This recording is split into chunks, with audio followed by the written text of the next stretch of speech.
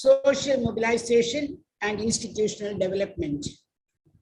Lord, bless this program and all those who are participating in it. Bless the organizers of this program. We ask you to bless Sri Shuas Das, IFS, Director, Ministry of Housing and Urban Affairs, New Delhi, who will give us the introductory talk.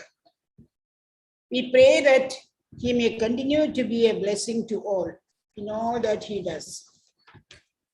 We pray very especially for Dr. Philip, Vice President, Trinity Western University, Canada. Bless him. Continue to do all the good he can and be a blessing. Bless the panel discussion and the panelists so that it may be an enriching experience for all. Bless the management of Stella Maris College, its principal, faculty, and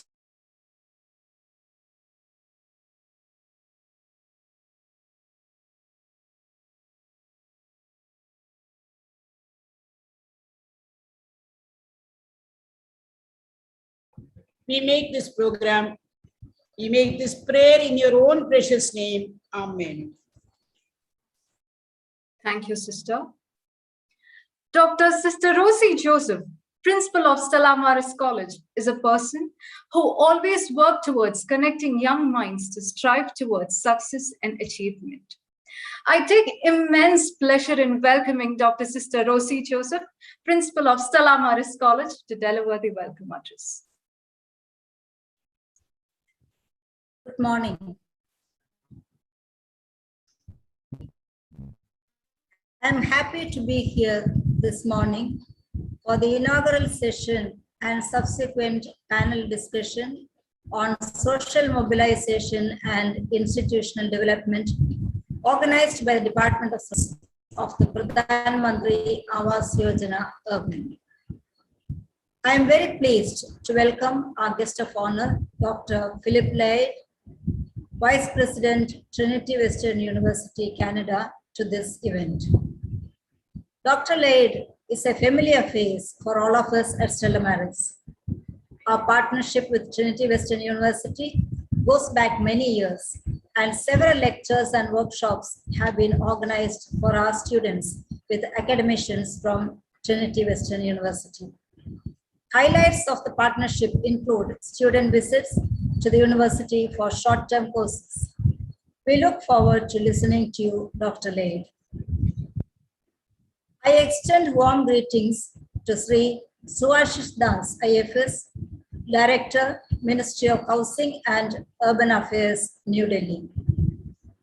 We look forward to your introductory remarks, which will set the momentum for the discussions to come. I am delighted to welcome the chair for the panel discussion, Dr. Karen Coelho, Associate Professor, Madras Institute of Development Studies, and the panelists, Ms. Mary Banu, Social Auditor and Director, CSIM, and Ms. Vanessa Peter, Founder, Information and Resource Center for Deprived Urban Communities.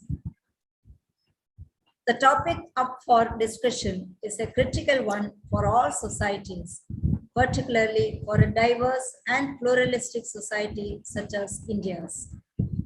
In our context, raising awareness and motivating people to demand change and development is important for the progress of the country.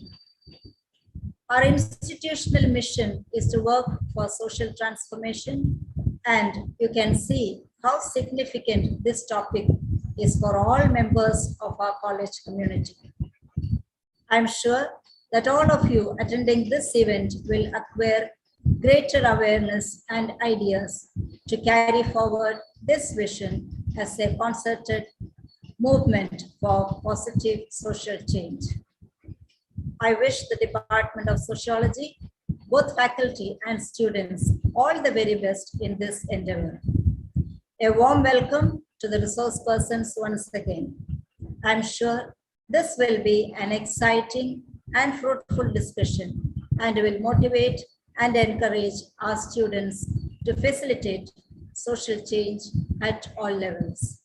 Thank you very much, and God bless you. Thank you, sister.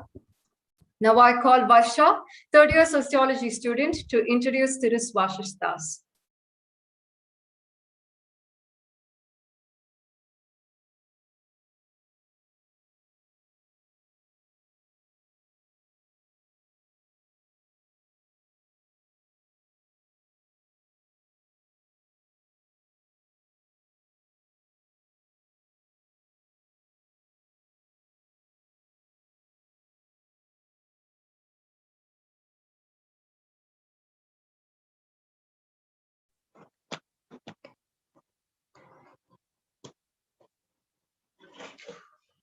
A very happy morning to each and everyone present here. It's my pleasure to introduce Thiru Swashish Das, IFS, who has served as Divisional Forest Officer in Manas National Park, Kaziranga National Park, and other forest divisions near Kaziranga National Park.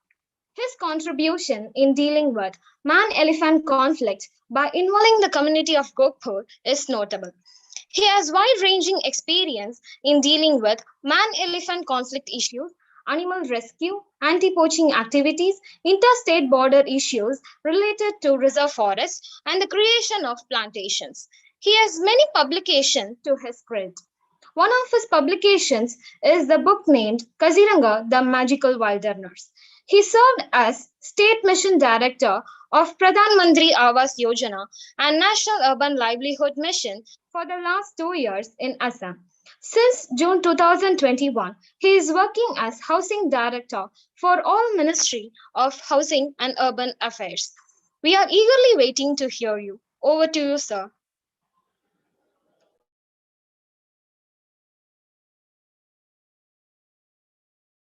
So your mic is muted. Thank you so much for a warm welcome. And it's really nice to see such a big gathering here.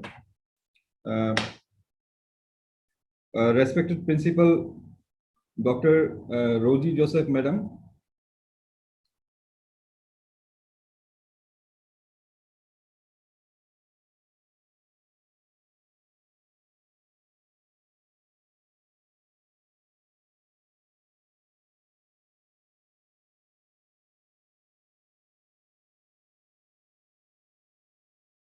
Communities. And our esteemed guest from abroad, Dr. Philip Laird, Vice President, Trinity Western University, Canada.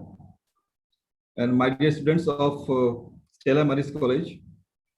In fact, during COVID, we really miss this physical interaction in the physical space in real time, but we don't have much option. But still, it's a new way of looking at things, and we are quite used to it nowadays. We are able to interact through virtual medium to everybody. But it can never replace physical interaction in real time. Anyway, first I would like to tell about a little bit about this Awas Par Samvad. Actually, it was conceived some 2 months back. We started with a discussion that although government is running so many welfare schemes and programs, but housing scheme is one of them. But we need to bring those schemes, let the young generation, the students, academicians, they should be the one who should actually partner with the government, and there should be intensive discussion about these schemes in public. So to create a buzz, we started this Awas Par Samvad. We initially thought about doing around 75 such workshops commemorating Azadi Ka Amrit Mahotsav, the 75th year of our independence. So till now, I am very glad to inform you that we have organized about 56 of them across the country. And the proceedings and the feedbacks are really wonderful. Pradhan Mantri Awas Yojana is on its 6th year of implementation. We started in 2015. So by next year, 2022 March, it will be ending. The mission period will be ending. So maybe we will be embarking upon PMA Urban 2. Maybe. Still, it is not yet decided. Still, we are awaiting cabinet approval. So we really need to think of a lot of out-of-box thinking from the communities, from the academicians, from intellectuals, what is beyond PMOY 1? What is that we should, what is actually left out in the PMOY 1 housing for all scheme, which can be taken up in future course of action? If we see our urbanization, we have around 377 million urban population as of now, which is set to grow to about 620 million in 2030. So with increasing migration, increasing rapid migration from the rural areas and increasing urbanization, we are all set to actually very huge demand for housing in housing sector. Our earlier housing schemes were on particular section, like either there will for BPL family or certain castes or certain groups of society. But when 2015, this scheme was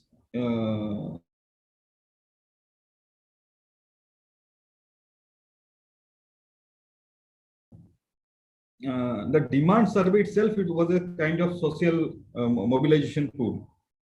The demand was taken from the people itself, from the states.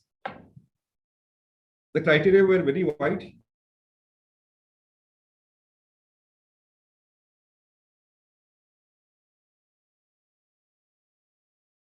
It is aptly called as housing for all. The demands were taken from the society, from the people, from the urban local bodies, and it is approved. And as on date, we have around 113 lakhs, 113 lakhs of sanctioned demand. And till date, we have completed around construction of 50 lakh houses. Some remaining of them are under various stages of construction. COVID was a little bit of setback for last 1.5 years, but we have picked up pace. So among various tools, IC is also information education communication tools. These are also part of it, definitely. Angikar campaign was another important social mobilization tool, where the change management people who are getting into the new houses, we conducted need assessment of around 20 lakhs of beneficiaries. So right now we have around 20,000 surveyors across the state, across the country, who are as a Angikar resource person. They are assessing the needs of people or the beneficiaries. So these are some of the, we have various sorts of verticals, like we have 4 verticals in total. Beneficiary-led construction, then we have credit link subsidy scheme, affordable housing in partnership, then we have in situ slum rehabilitation. These 4 verticals are designed for 4 different set of requirements, to meet 4 different set of requirements. Those people who are having their own land and they are having a kacha house, they are not having a all-weather pakka house, for them beneficiary-led construction. Those who doesn't own any land and they have migrated to a city and they want to own their house, for them affordable housing in partnership. And those who want to actually take loans, we have subsidy for them, for all, for middle income group, for lower income group as well, for economically weaker section. Middle income group was never covered in any of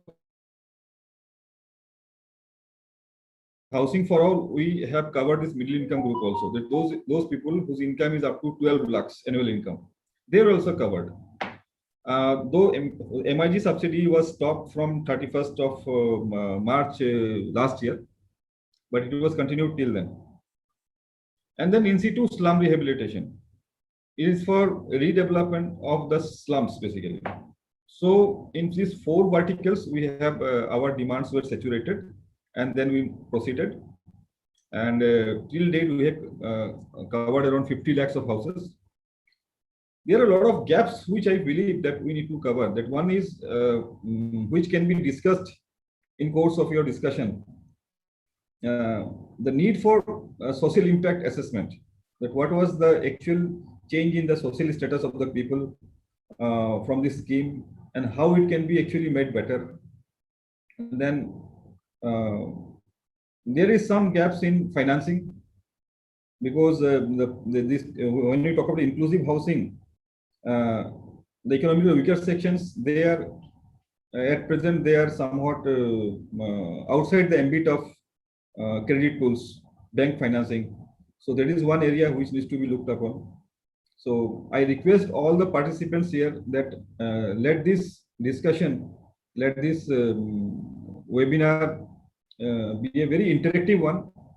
And at the end of the day, we should be able to take away something, some real learnings. And please feel free to ask questions and interact with. I would also request our organizers that please prepare a proceeding and submit as the proceedings so that the ministry can actually pick up something from your webinar today, and it can become a part of PMAY 2.0 maybe, madam.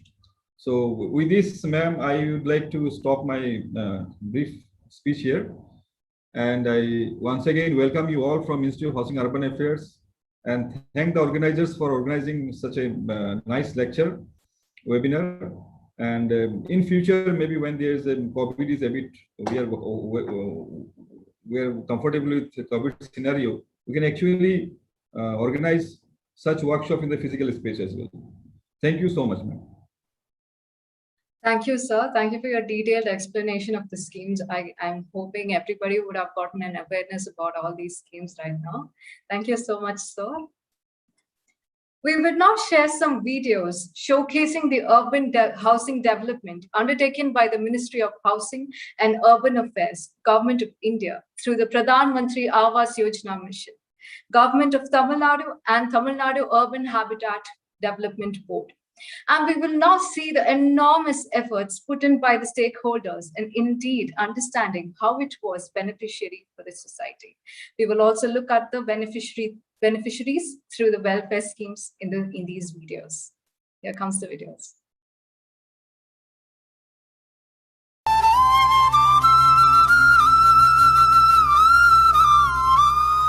Housing for all, सबके लिए घर, ये हमारा सपना भी है और संकल्प भी है।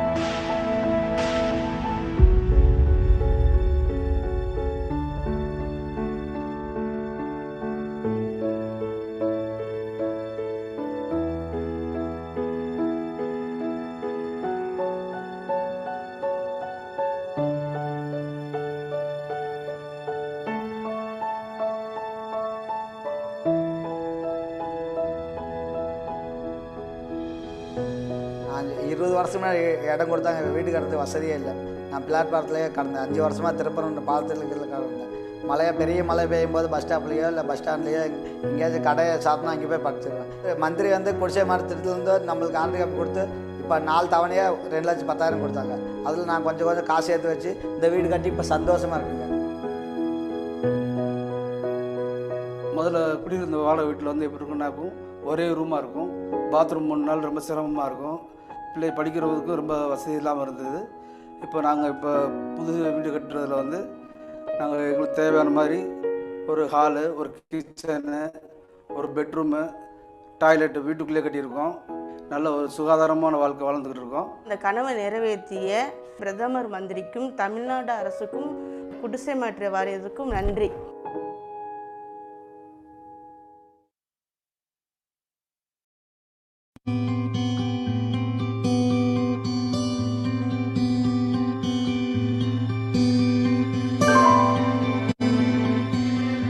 आराम क्या, सोने वोने का आराम रहे। पहले ऐसे चूता उता था, बन गया है तो चूहे जाएगा नहीं।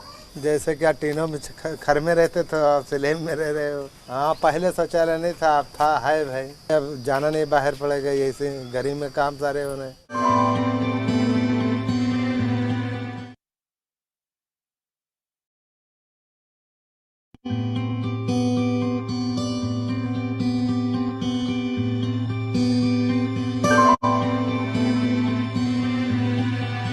पहले ऐसे मतलब टीन छवाए थे, हाँ, और मढ़ा वढ़ा रखे थे, टीन छवाए थे।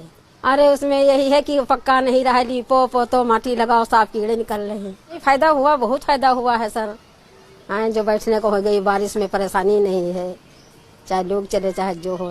ये बस मोदी जी कराया है, यही सुनते हैं।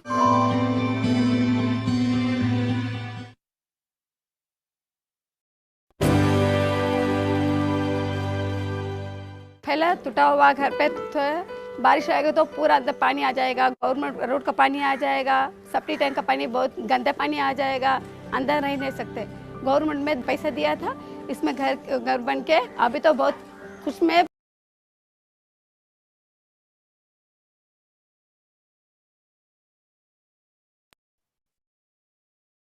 We will now have the much awaited inaugural address by Dr. Philip Laird. Now I call upon Zian, third year sociology student, to introduce Dr. Philip Laird.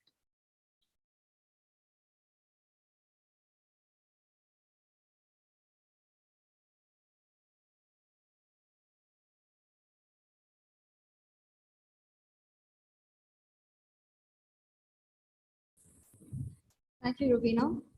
Good morning to one and all present here. My name is Zian Naseem, and it gives me great pleasure to introduce our guest of honor.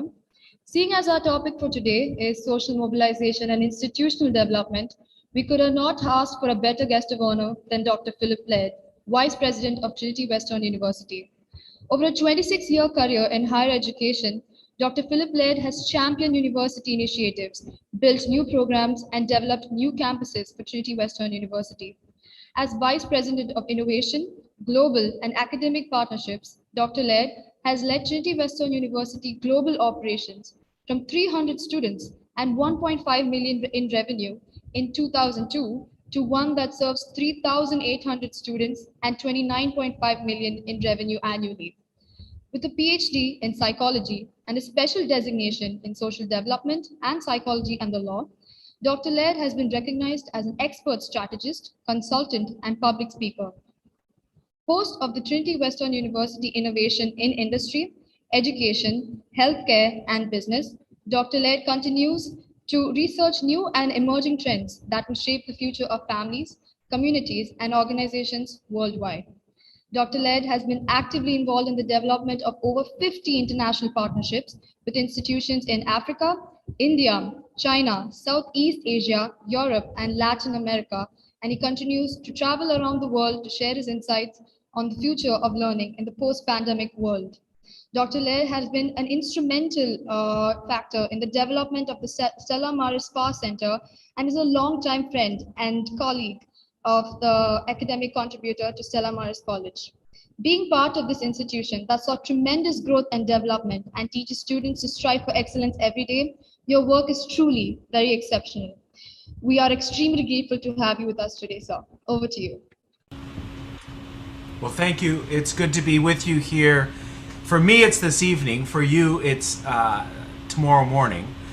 So we can live in 2 time zones today together.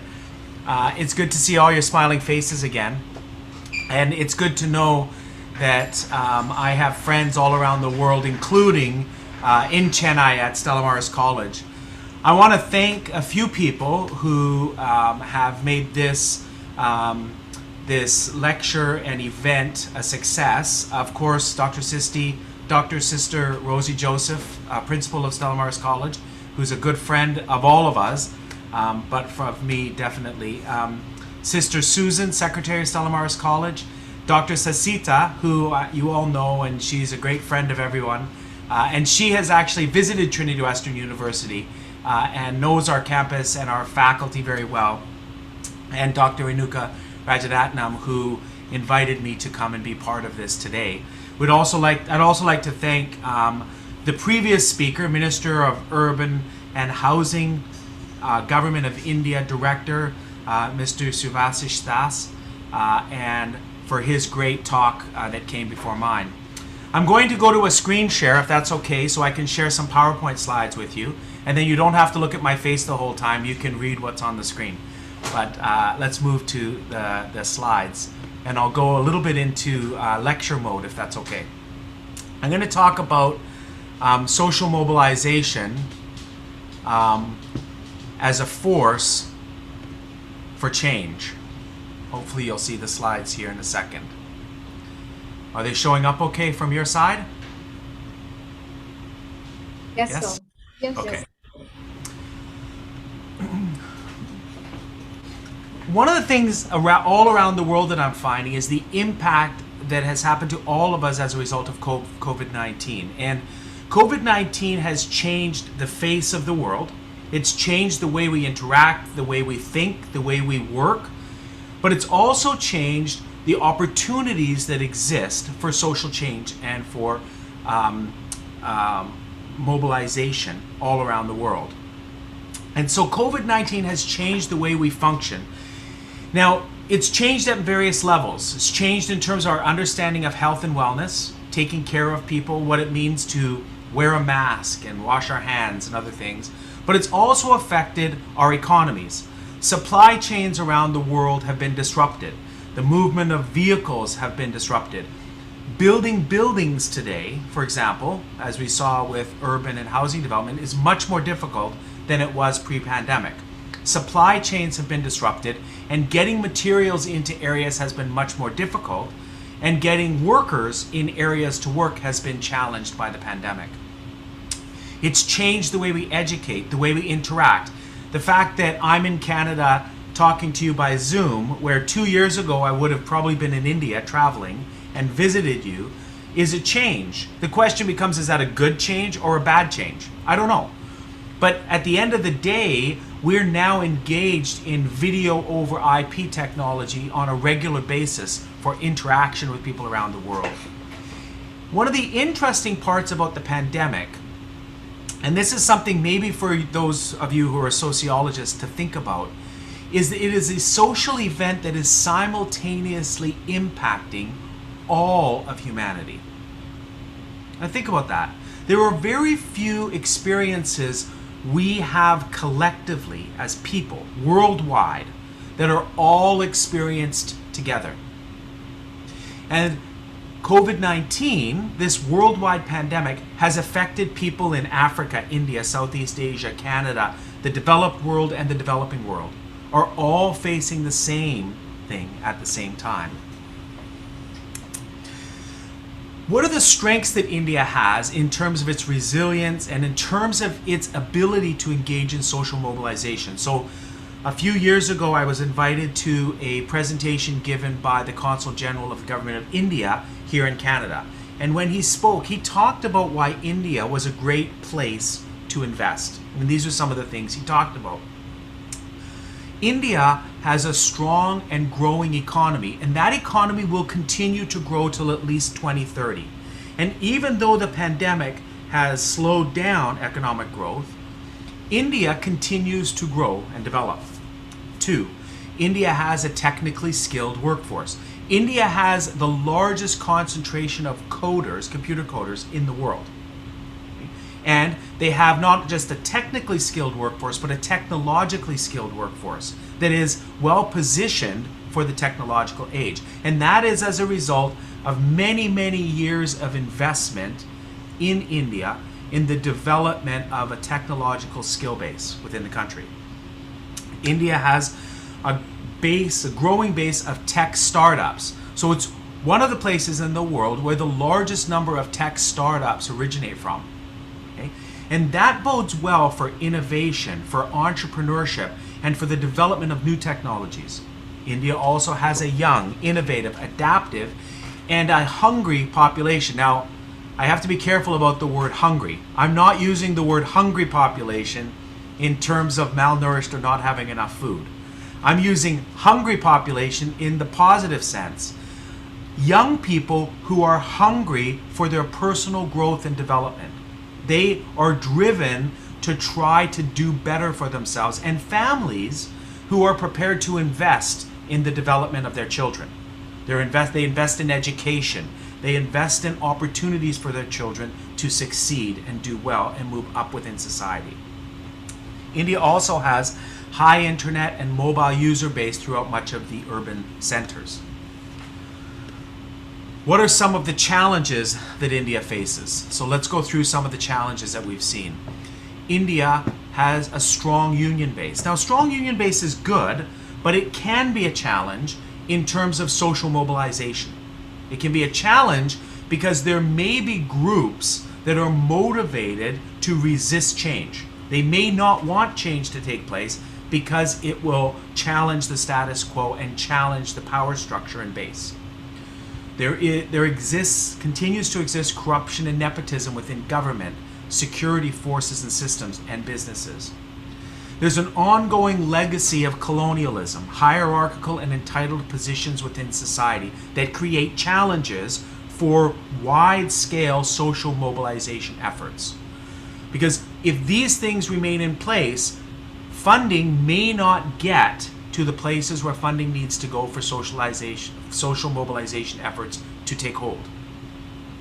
Continued legacy of gender inequality is a challenge because many of the young, brightest minds in India are women, and they need to be leveraged for the full capacity of India to flourish.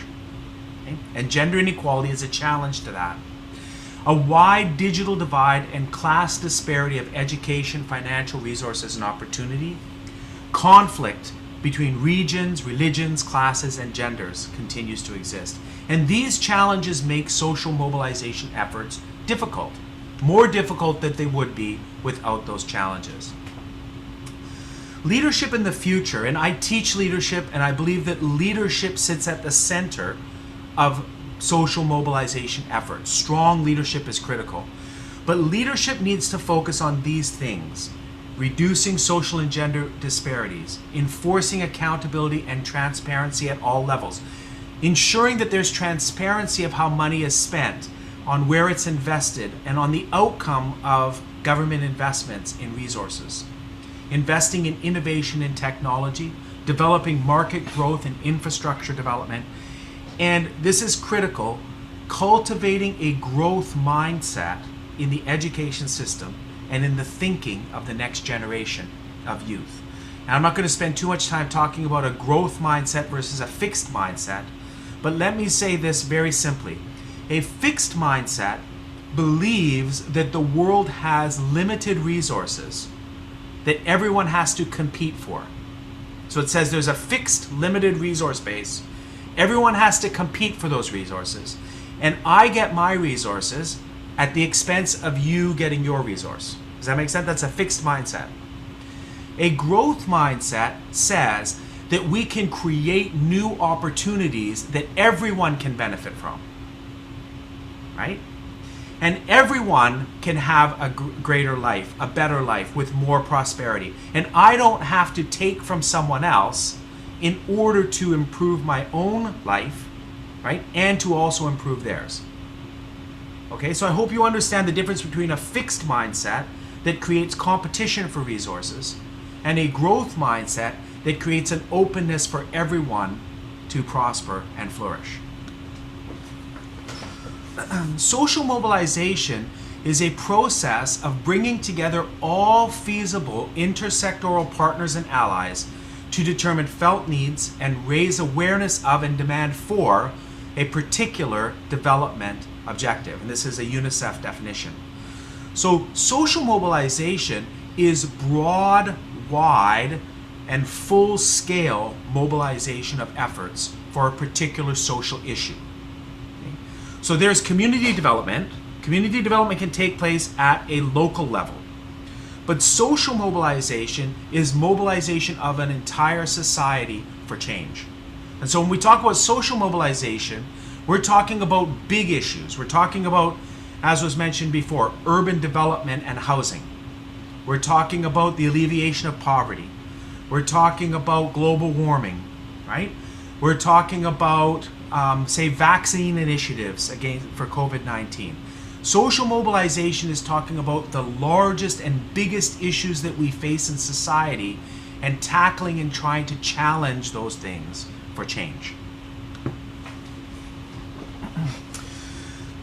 Transformational leadership, an attitude of leadership that says my job as a leader is to help every individual reach their full potential. That's transformational leadership. I want to transform everyone to reach their full potential. Is a foundational part, right? It is primary to social mobilization. It's a leader that believes that we need to activate everyone and not leave anyone behind, right? So in order to understand the full impact of social mobilization, we need to think from a leadership perspective that wants to include all sectoral components and parts and bring them all together towards social change. A chain is as strong as its weakest link. In order to do this, the leader must have a strategic approach to intersectoral engagement, and it needs to be committed to these things: building and maintaining long-term trust. True social mobilization takes a long time. It doesn't happen right away. It's not singular initiatives at one point in time. Okay? Change in poverty, change in housing and urban development is a long-term commitment that is required, and you have to maintain trust.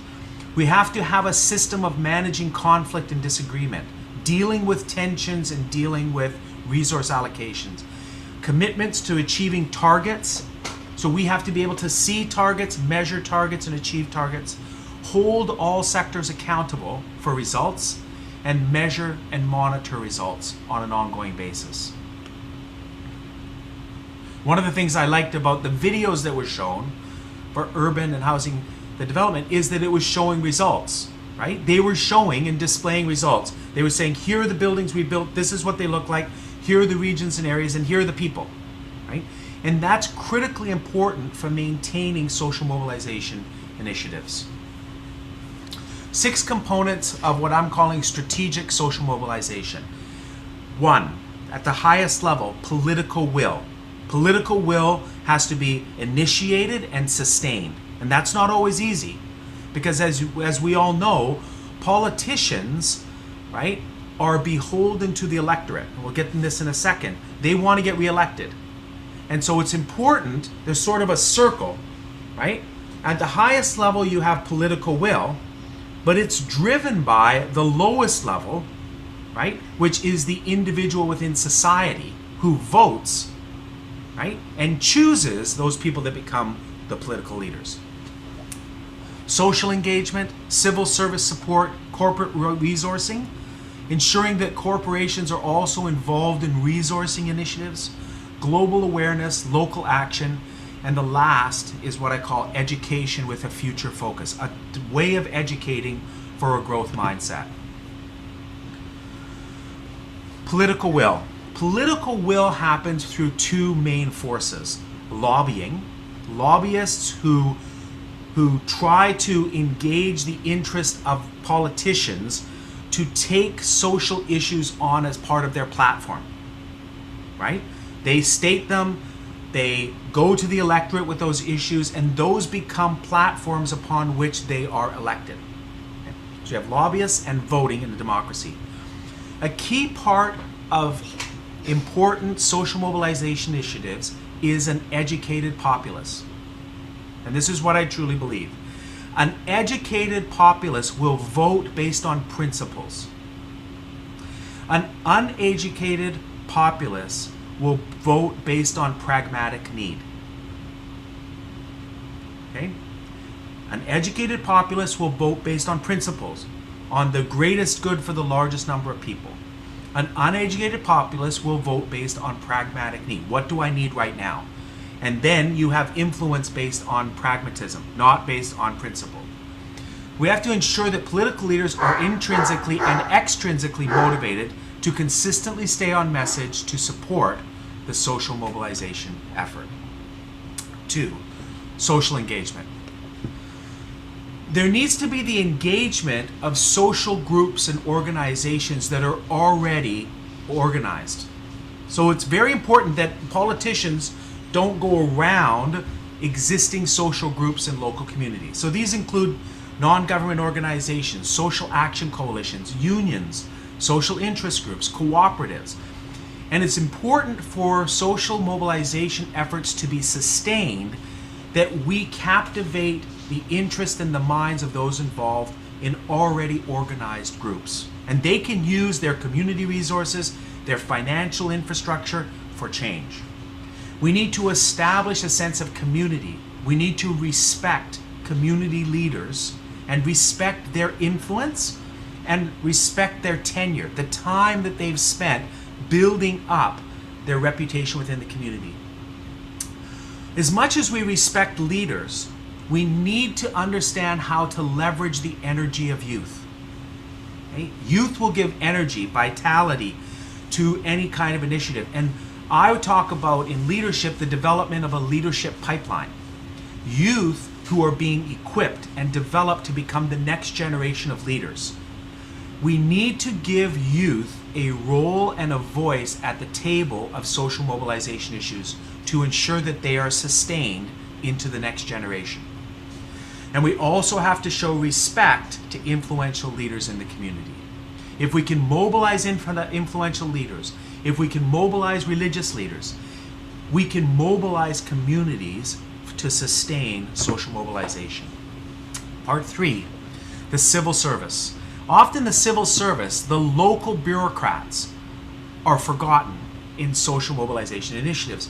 But local bureaucrats ensure the flow of finance and human resources. And often, these are people whose primary responsibility is to look at plans, look at documents, and approve them. So they approve building plans. They approve business licenses. They approve environmental studies in order to build in certain areas or do certain things. And if those local civil servants are not engaged in the social mobilization issue, they can stop or seriously slow down all of the efforts. They want to be respected for their role, their title, their responsibility. And so it's critically important strategically to also work with local government officials who have a responsibility of managing the resources in the local area. We need to operate with them at both a principled level and a pragmatic level. They have to understand what's in it for them, how it helps their community, how it benefits all the people around them. And so we have to engage them. We have to work with health officers, local officials, planners, city managers, those who are involved in regulations, building codes and ordinances in the local community. 4, corporate resourcing. In order for social mobilization efforts to truly have national or international scope, we need to mobilize companies that have financial resources. First of all, we have to ensure there's alignment. We have to ensure we're not connecting with companies who are missionally or morally in conflict with the mobilization effort.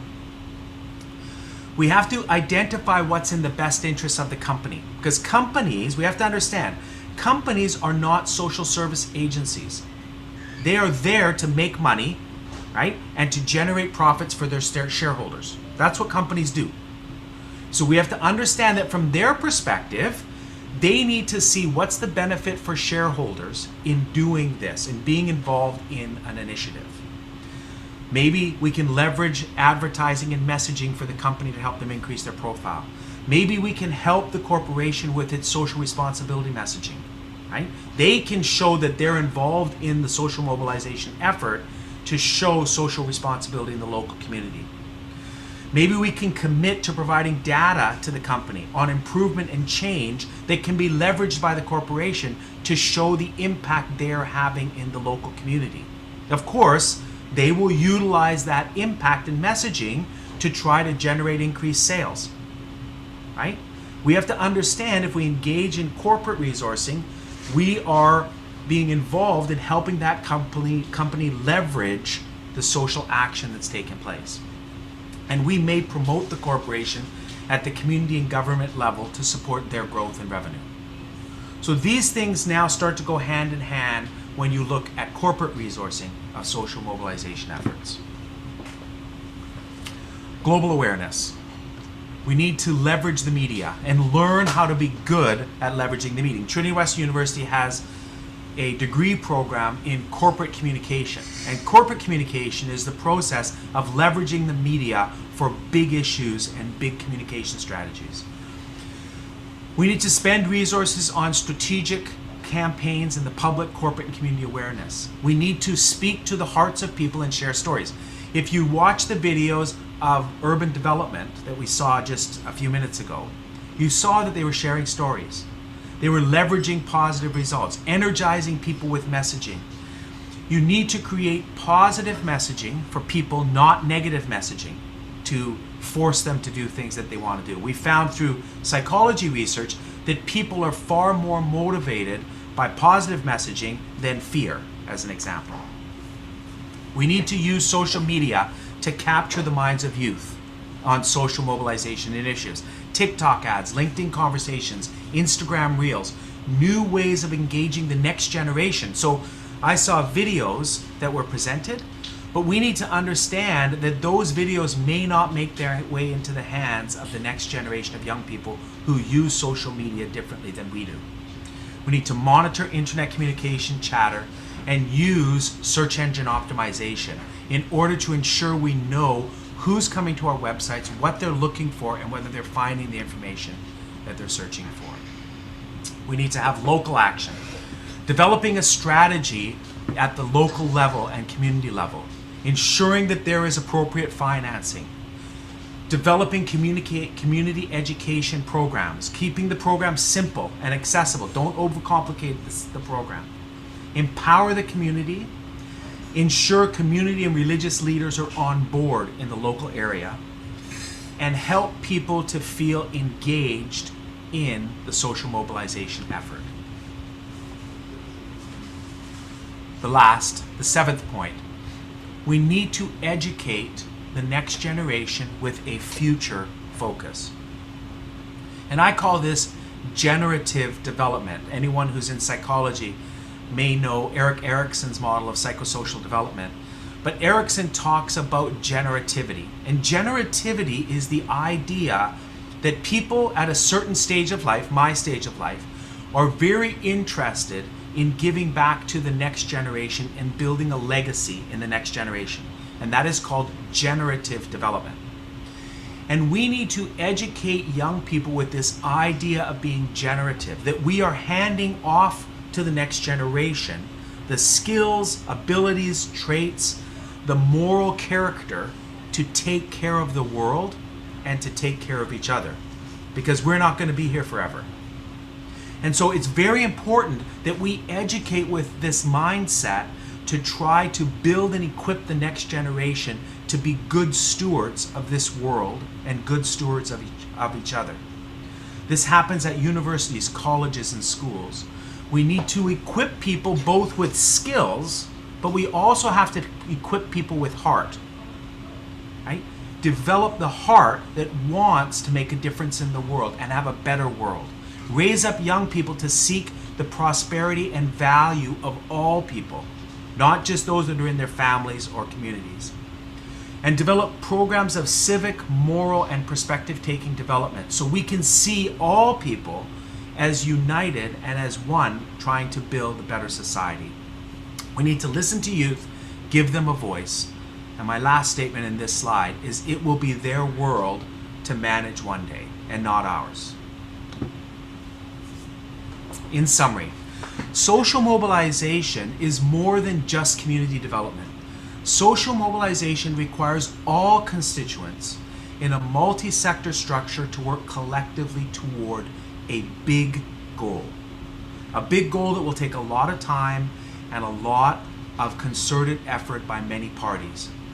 Change must take place at all levels of society, from the political level all the way to the grassroots individual level members within communities. And long-term social mobilization requires a commitment to education and empowerment of the next generation of leaders. That's the conclusion of my talk today. It's been great to see all of you. Again, from Stella Maris College and maybe from other parts of India. I want to thank you again for inviting me today, and I look forward to seeing you all soon. God bless. Thank you. Thank you, sir. Thank you for the enlightening presentation. The explanation about the India's development challenges and the importance of leadership and social mobilizations are very insightful, sir. Thank you so much. Thank you. Now I invite Deepa, third-year sociology student, to render the vote of thanks. A pleasant morning to everyone present here. It is indeed a great privilege to render the vote of thanks on this occasion. First, I would like to start by giving glory to the Almighty God for marking a beautiful start to today's panel discussion on the theme Social Mobilization and Institutional Development. Pradhan Mantri Awas Yojana Urban Mission under the Ministry of Housing and Urban Affairs Program under the Awas Par Samvad to deliberate on housing on urban spaces has definitely been one of the effective means of reaching the public and generating awareness on the manifold benefits of the housing schemes. In addition, I'm sure the panel discussion on the contemporary topic, social mobilization and institutional development, will help us gain a perspective on these issues. And as students of sociology, it becomes even more relevant as it opens many vistas for us. The video presentation is a clear substantiation of the benefits of the schemes, government initiatives to promote cohesive living among the people, and the transformational changes in the lives of Pradhan Mantri Awas Yojana urban beneficiaries. A heartfelt thanks to Thiru Swashish Das, IFS Director, Ministry of Housing and Urban Affairs, for not only sparing his invaluable time and gracing us with his presence, but also enlightening us about the Ministry of Housing and Urban Affairs program, government, the mission, Awas Par Samvad. This collaboration would not be possible without him. I'm sure through this session, our young minds will be triggered to explore the realms of large-scale government programs in the future. I take this opportunity to specially thank our chief guest, Dr. Philip Laird, Vice President, Trinity Western University, Canada, for accepting our invitation, sharing his knowledge, and sparing his precious time in spite of his busy schedule. His presentation on this topic has set the tone for the forthcoming session. I would like to express my sincere gratitude to the Tamil Nadu Urban Habitat Development Board for the support in coordinating this program. My thanks are due to Sister Susan, Secretary, Sister Rosie, Principal, Stella Maris College for this constant support and guidance in all our endeavors. Sister Rosie's motivation and unstinted support has enabled us to take such collaborations both nationally and internationally.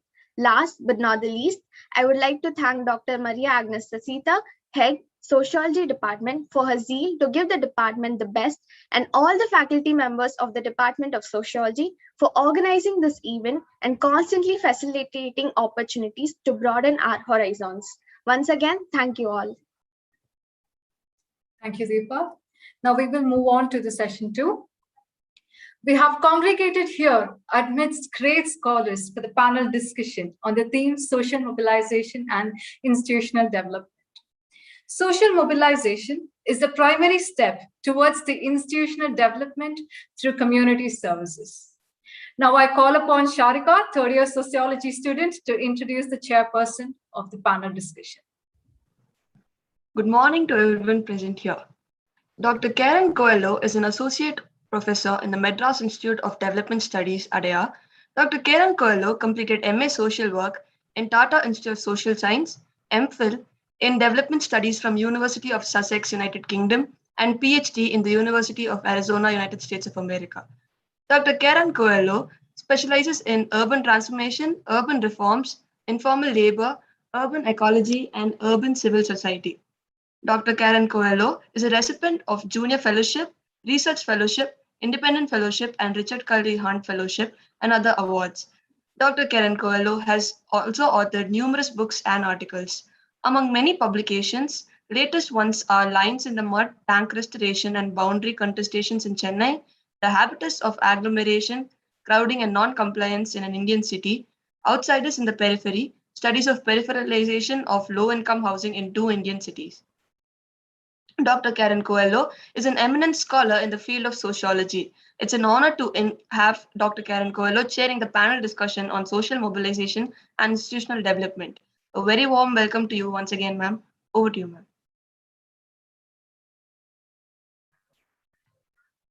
Thank you very much, Sharika. And thank you to Dr. Sasita for inviting me. It's an honor to chair this session. Yeah, I've been following the earlier talks. And I was listening to the talk of the minister on the PMA. So I'll just say a few lines about the Pradhan Mantri Awas Yojana or PMA. And then I will introduce the two speakers for this panel before they talk. So just to give you some sort of background, a bit more background on the Prime Minister Awas Yojana, this is what is called a housing for all scheme or mission, which actually fits into a long line, let's say a long lineage of such schemes that have come from the central government over the past, I would say 15 years or so, in what is called mission mode. That is the central government, this is a targeted mission which is designed and funded by the central government, which state governments are then incentivized and mandated to take on and implement.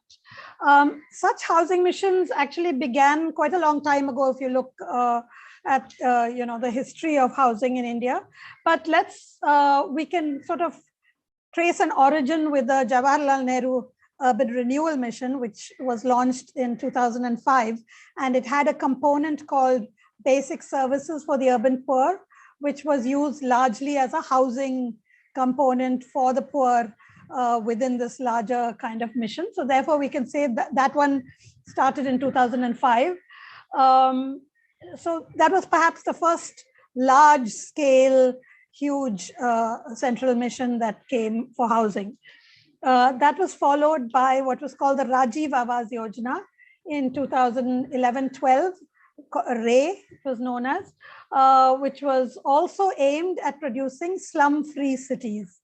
And then you have this Prime Minister's Awas Yojana, which was then launched in 2015. So that's kind of like a trajectory of these things. Now, when we hear the slogan housing for all, we have to, I think, ask what housing means in this kind of slogan. Here, I'd like to just invoke the well-known architect John Turner, who asks us to understand housing as a verb, housing, rather than a noun, which means a housing unit. So what does it mean by understanding housing as a verb? The idea is to understand housing as an act or an effort by people to house themselves. So we are housing ourselves. So if we look at it that way, we realize that it is a process. It is an ongoing effort, step by step, through, as we call it, incrementally, through which people, often start small and then improve, repair, extend their houses to accommodate their growing families. Now, if you look at the larger housing scenario in India, you realize that this process of incremental, step-by-step, self-built housing is actually the predominant mode through which the majority of Indians have housed themselves, particularly the urban poor in cities or even in rural areas. So therefore, the vast majority of housing that has been provided in this country is not as ready-made units that the government or the private developers have built and sold, which actually accounts for quite a small proportion of houses, but the self-built incremental housing built by people themselves. And then the second thing about this housing for all slogan is that it is actually meant for affordable housing. It is meant for the large proportion that cannot just buy a house off the market. So this is largely, as the Prime Minister explained, a government subsidized housing scheme, which is aimed at the economically weaker sections or the LIG. And therefore it sees housing as a poverty alleviation instrument, as something that is supposed to help people that are living in slums to get out of poverty by obtaining a house. So the question then becomes, can we see housing, or in what way can we see housing as an end to the problem of urban poverty? Can we say that housing spells the end of urban poverty? Clearly no, because we know, and I think a lot of scholarship has established that urban poverty is primarily caused by poor livelihoods, lack of livelihoods, too much of informal labor where people don't have protection for their work, they don't get any benefits, etc. Insecure kind of work, and lack of access to educational opportunities. So housing is just one part of the problem of urban poverty. So in this light, then let me ask you as students of sociology to think about the whole question of housing also in these two kind of critical perspectives. The first being that what we see now is that housing has largely become a noun, which is that housing starts to mean a unit of housing that is built and provided. Even in these housing for all missions, we see that the most amount of housing that is actually provided through all of these missions, whether it was BSUP, that is the Jawaharlal Nehru Urban Renewal Mission, or the RAY or the PMAY, is that the housing is referring to a unit of housing that is built and provided. Or rather, let's say the missions tend to focus on delivering fully built units to people. And increasingly, these are, at least in the case of Tamil Nadu and Chennai, these are in the form of units in tenement buildings. That is, there will be 3-story, 4-story, 8-story buildings where you have a small unit of 300 square feet. And increasingly, because this requires quite a bit of land, they tend to be built in areas that are outside the city or at some distance from the city. And the problem, of course, with this is that they disconnect people from that other part that helps them relieve their poverty, which is jobs. So there is a bit of a tension between housing and job creation. And the second, so that's the second part that I want you to think critically about, is housing for all versus jobs or livelihood security or occupational security for all. Although the policy statements say that housing for all should focus on what we call in situ upgrading, that is programs that assist poor households to improve their own housing in the places where they are already have been living for generations and have built up their connections, etc. The actual implementation tends to focus on building in large scale these tenement buildings, sometimes outside the city. So I just thought that, let me just throw these kinds of critical perspectives for you to also think about housing and what these large housing missions or housing for all missions might mean in the perspective of then social mobilization, which I think our two speakers now are going to bring into the picture. So with that note, let me introduce the two panelists, Ms. Marie Banu and Ms. Vanessa Peter. So Ms. Marie Banu is the director of the Center for Social Initiative and Management and a social auditor in the Social Audit Network of India and UK, under which she has taken up several social audit assignments, both for corporates and for non-profits in India from 2010 onwards. She is also a regional complaints committee member of the POSH, which is the Prevention of Sexual Harassment at the Workplace Committee. In 2005, she co-authored her first book, which was called Beyond Brick and Mortar, a handbook on approaches to permanent shelters in humanitarian response. She has also authored many articles for Oxfam's tsunami publications. Her research on temporary shelters, called Living with Hope, has served as a strong tool for advocacy with the government of Tamil Nadu.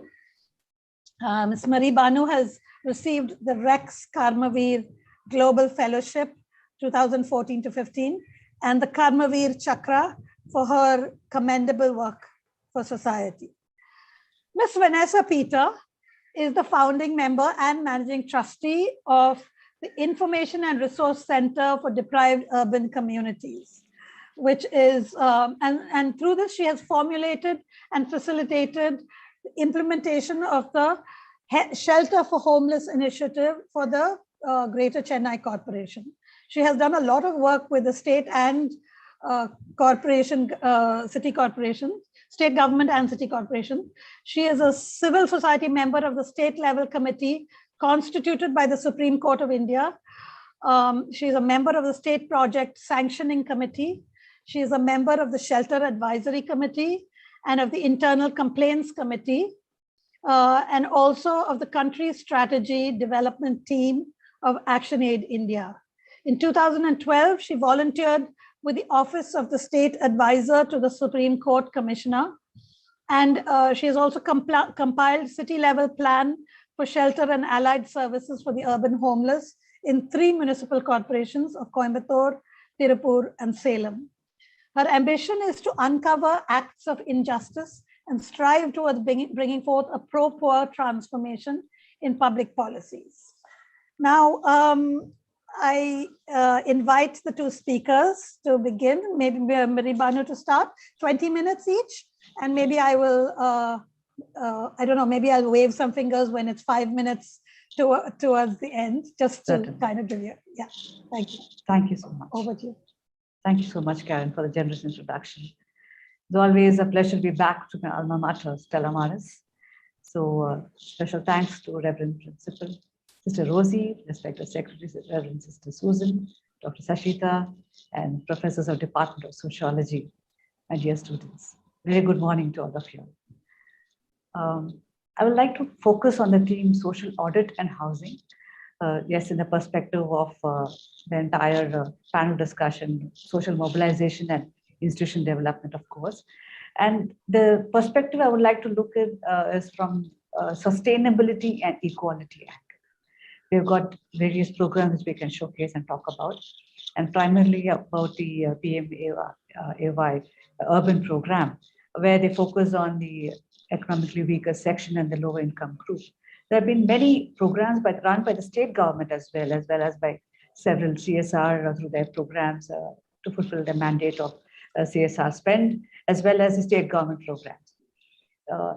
Yes, with Oxfam, there was a lot of experience working in this particular sector, from temporary shelters to providing permanent homes for those who lost their lives with the tsunami wave.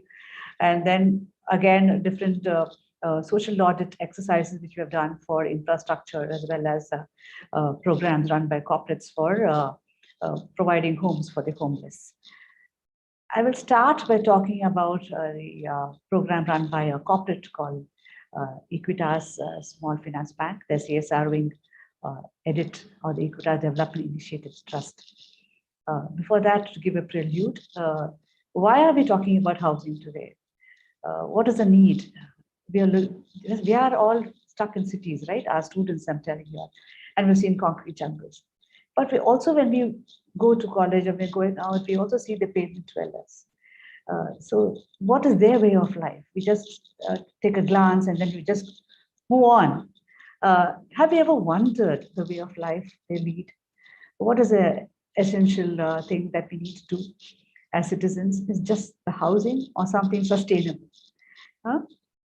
So unless we provide them a sustainable livelihood, they cannot continue having a proper housing or a roof over their heads throughout their lives. And also for the next generation, like how Dr. Phil was saying, look at the future. The transformational leadership always looks at how they're going to provide and also look for the future of the generations to come. So we have to look at probably a broader perspective and not only the homeless, but also how to sustain their lives so that they can continue having a safe home to live. The tsunami, again, we had the coastal regulation zone factor coming in play, where they said you can't live within a particular distance from the sea. So we had a large stretch of families who were staying in that stretch of Marina, Patnambakam and all that areas, and even the coastal areas in Tamil Nadu, being shifted, saying for safety reasons, the wave may come again, and so you have to be relocated. Sadly, what happened was in Chennai, they were relocated 22 kilometers away. And most of these families are fisherfolk, and their livelihood was dependent on the sea. So yes, it took some time for them to have these apartments constructed in Chennai, and there was a lot of NGOs putting in efforts to make the government understand. See, relocation, providing a proper home is just not a solution. We should also see that they have a livelihood to sustain that.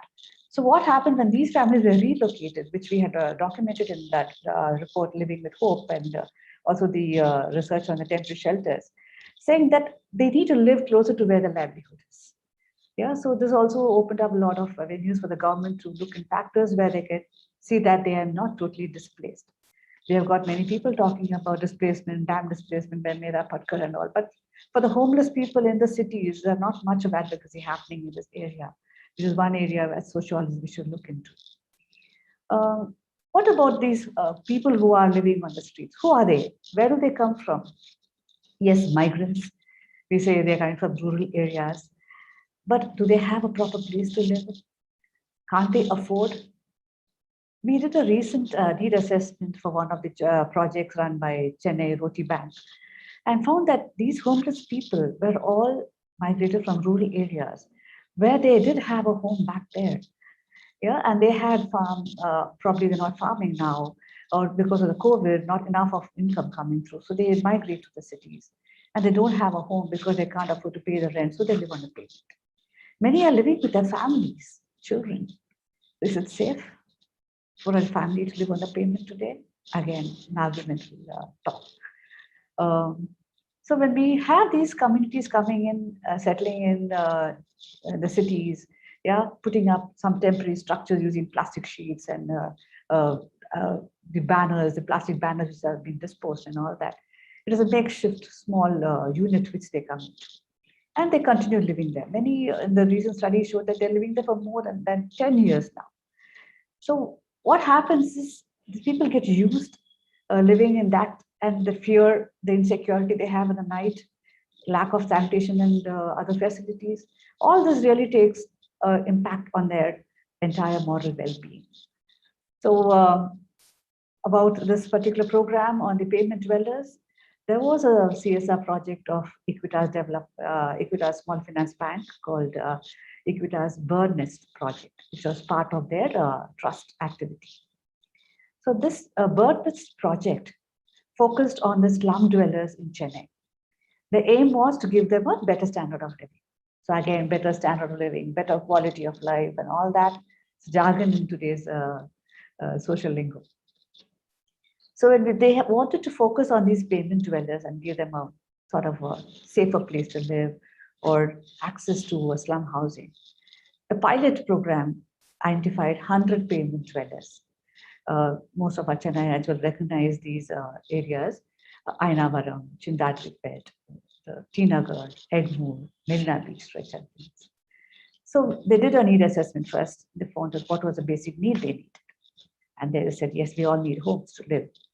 But nobody will give us a home for rent because we lack credibility. We need an identity. We need a job to say that we're working here so we can assure them that we're going to pay the rent. So the landlord would want a guarantor, so nobody was there. So nobody had access to have a space to live, a proper home to live. So this Equitas Development Initiative Trust said, okay, like how Mohammed Yunus perceived the idea of being a guarantor for these women in Bangladesh. They said, okay, why not we take the role of the guarantor and convince the landlords to give you a house on rent. And in fact, we'll pay an upfront rent of 4,000 per household. Yeah, so that it'll ease you for the first few months to set yourself up. Okay, what happens after they have a rented place and they have someone to pay the advance for the home? How are they going to sustain living there? They need a skill, something to adapt to the city where they could earn a living. So they went one step further and provided them with skills, especially for the women, so that they can have an alternate livelihood. So slowly during the months, they started learning some skills like phenol making, perfume making, weaving, tailoring, and things like that, and started earning little monies and adding more income for the families. While the male folk, of course, went for daily wage labor or something like that, and they could continue living in that home. See, a small initiative that sparked a gamut of sociological perspectives where income, dignity, quality of life, yeah, safety for the children. These women were saying when we interviewed them, we now sleep without any fear because we have girl children and we are not sleeping in the open. Although it may rain or not, we still have a safe place to live. So yes, we have a lot of issues like how are they going to manage the food in the first few months until they are learning the skill and earning revenue to the family. So this trust also provided them with 2 meals a day for a couple of months. And they also assisted with having health camps, supplementary education for the children, so that they can stabilize over these circumstances. So it took 6 months for these families to stabilize. And after the first one project, the pilot was done. And again, they took a review of the entire program. They engaged in phase 2, where they have 8 slums of Chennai targeted, like Vyasapati, Kurkupet, Kannagi Nagar, Pallava Nagar, and others. So by 2017, they had targeted 646 families in Chennai who were living in payments, giving them a home to live.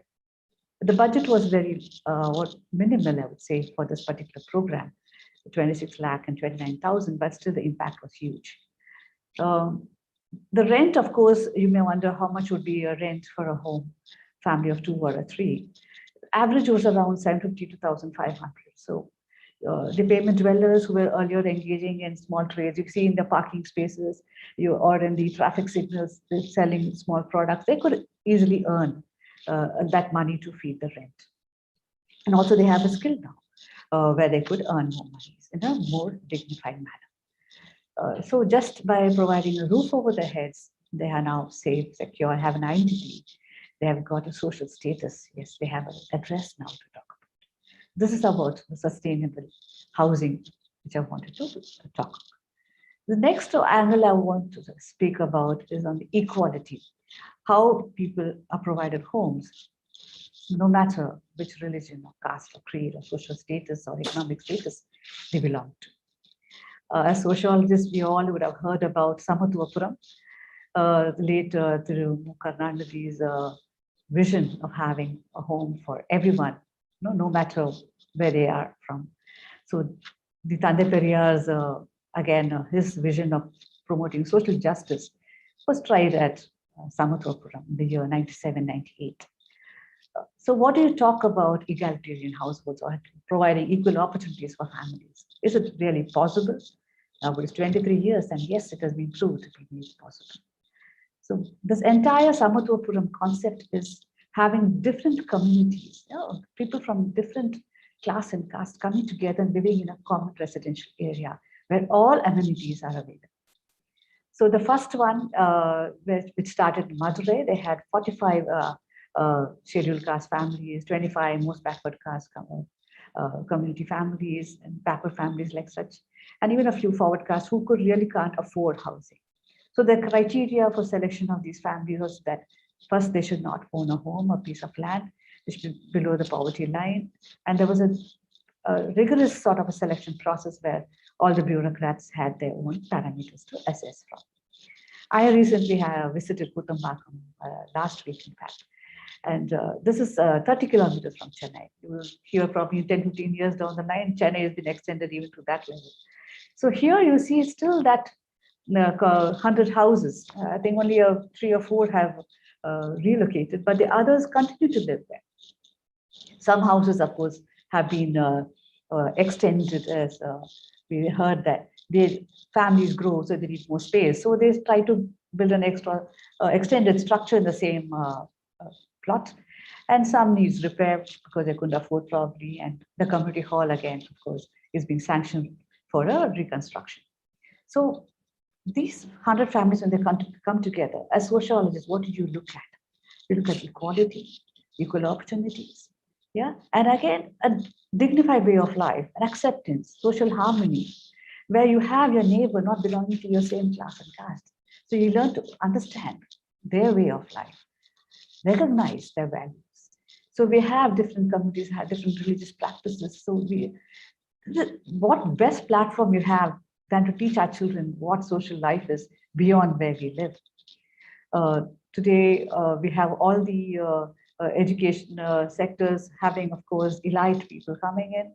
Stella, of course, is open to all the communities.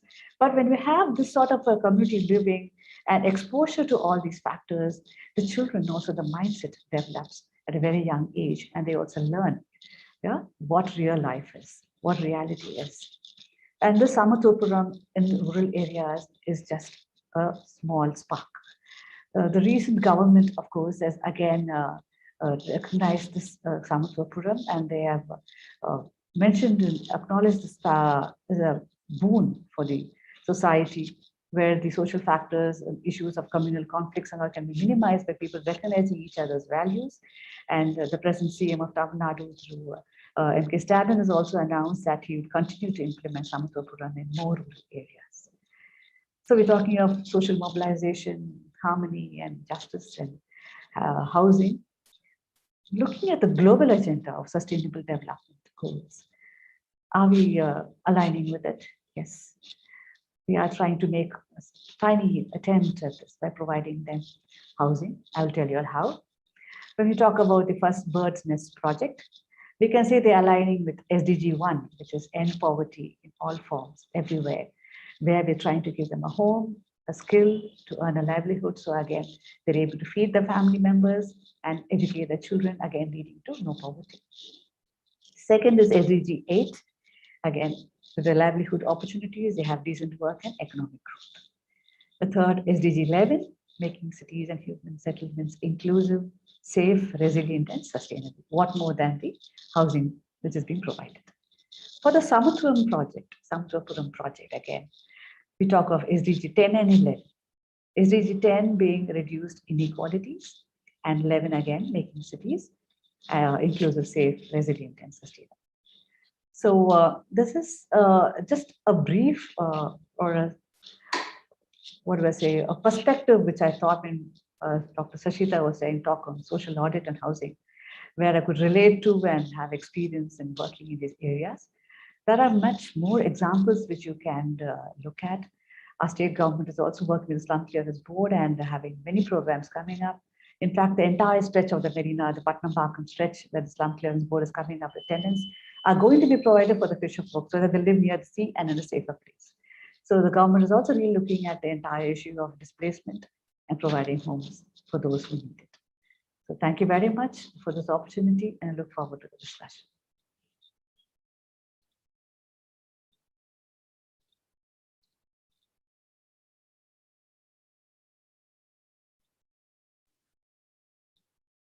Sorry, thank you.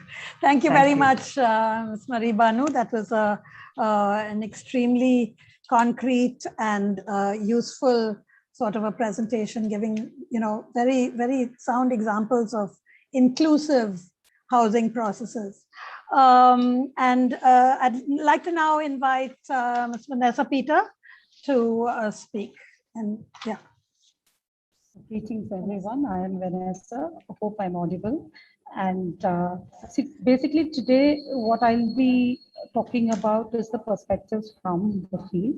I thank Dr. Sachita for providing this opportunity to share about her experiences in catalyzing social change process at the community level. Um, First of all, is there a feedback? Okay, yeah.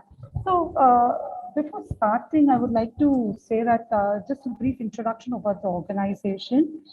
Information and Resource Center for the Deprived Urban Community is basically a community-centric information hub where we provide spaces for communities to have dialogues and discussions, and to ensure that we have access to information in the vernacular language and demand transparency.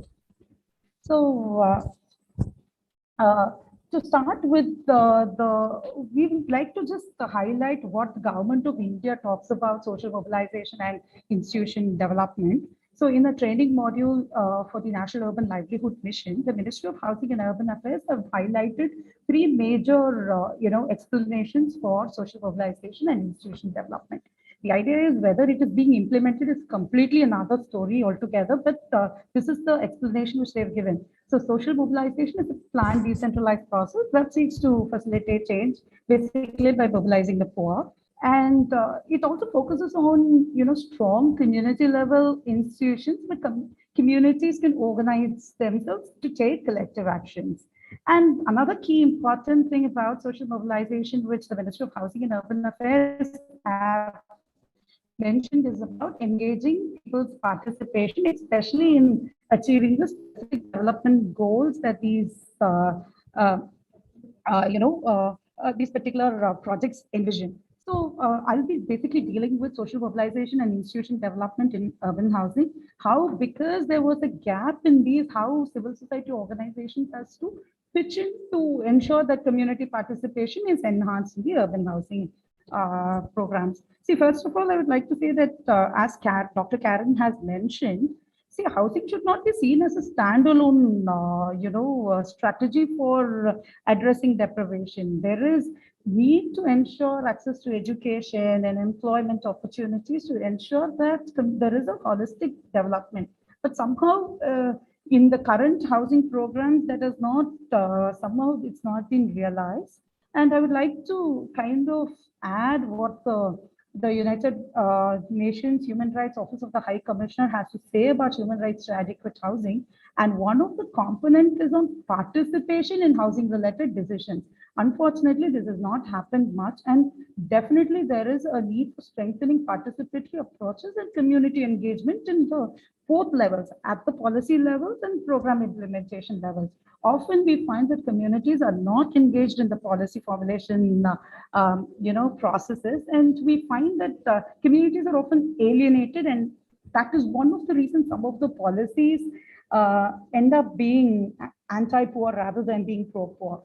So we will be discussing about two of the strategies that we have identified to kind of strengthen community-based organizations at the grassroots level.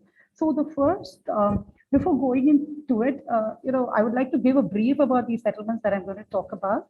So one of the researchers that we have taken up reveals that over the last 20 years, over 60,000 families have been relocated from the heart of the cities to the peripheral areas of the city.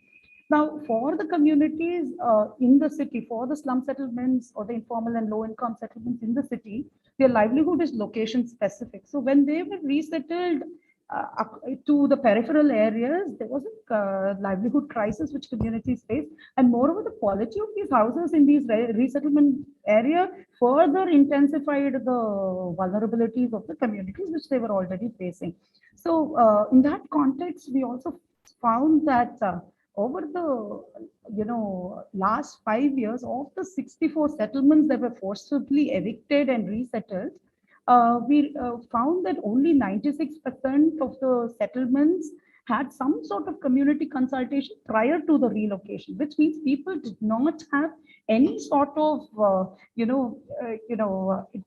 participation in the decision-making process. It was completely top-down approach where people did not even know what kind of houses they will be provided. People did not know what kind of facilities are there. Just imagine you or me trying to shift our houses. What are the various things that we will look into before moving? But these people were not even given a chance. They were evicted during the middle of the academic year. They were evicted during the monsoon season, amidst the rain, at night time, posing a safety issues for women and children. So what we did in some of these major resettlement sites is basically my presentation, also to highlighting that when communities can be involved, there will definitely be a lot of change. So yeah, so the first one of the strategies that we adopted was for facilitate formation of welfare association. See, when one thing that IRCDUC does is we do not take up the issues of the communities. We rather believe in passing the mic so that the communities' voices are amplified. And see, Kanaginagar is one of the largest resettlement sites in Tamil Nadu, comprising of over 23,000 houses, and it comprises of 77.6% of the residents are scheduled castes. And if you look at it, it was one of the massive resettlement sites, and communities were shifted in a phased manner. And because there was absence of social impact assessment and various other processes, we found that there was issues in terms of access to basic amenities. So when we went there first, we realized that all the houses did not have electricity connection. There were open junction boxes. There were even times when children got electrocuted. And people were getting only 7 pots of water per, once in 4 days per house. There were no proper road facilities, and more than half of the settlement was engulfed in darkness because there was no street light. And there were only 6 Anganwadi centers for 13,000 families. There was no noon meal scheme, no primary health center, no proper burial grounds or police booths inside the settlement. And because of the resettlement, many men and women were employed, children were dropping out of schools, and catering to a population of 9,700 children, there were only 4 schools which could cater to 2,000 children. So basically, we found more than half of the population was children were traveling all the way in bus to access education. So we talk about right to education, neighborhood schools, but it was not actually functioning. So this is the problem when housing is seen as a silo. The housing is seen just as an infrastructure issue. And this is what is the problem when communities are not consulted. So there was a lot of issues in the settlement, including safety of women and children. And one of such instances actually sparked a bigger debate among communities where they had to come together. They felt the need of coming together, and there was a very innovative way that people came together. They wanted to basically tell the government that they had so many issues, but nobody was listening to them. So they posted their demands by, almost there were like 40,000 to 50,000 people came together, posted their demands to government by using those postcards, So that was when, the inception of Kanaginagar Podunala Sangam, which is a welfare association, was formed. In this, the only role that we had was only enhancing capacities and ensuring access to information. So as Mary Bandu ma'am had also said about the power of social audits, in this settlement, we had a people's audit process and an infrastructure mapping. So people got the information as to for every 30 child, there should be an Anganwadi. For every 800 to 1,000 household, there should be a fair price shop. So they basically had the norms. They went around having transit walks across the community to figure out if they actually had all these as per the norms. So this was a very extensive infrastructure mapping process. And communities, the only thing that we helped in catalyzing was ensuring media advocacy, the NGO coordination, and linkage with the relevant departments. But people were able to articulate their own demands. So what happened after the people's audit?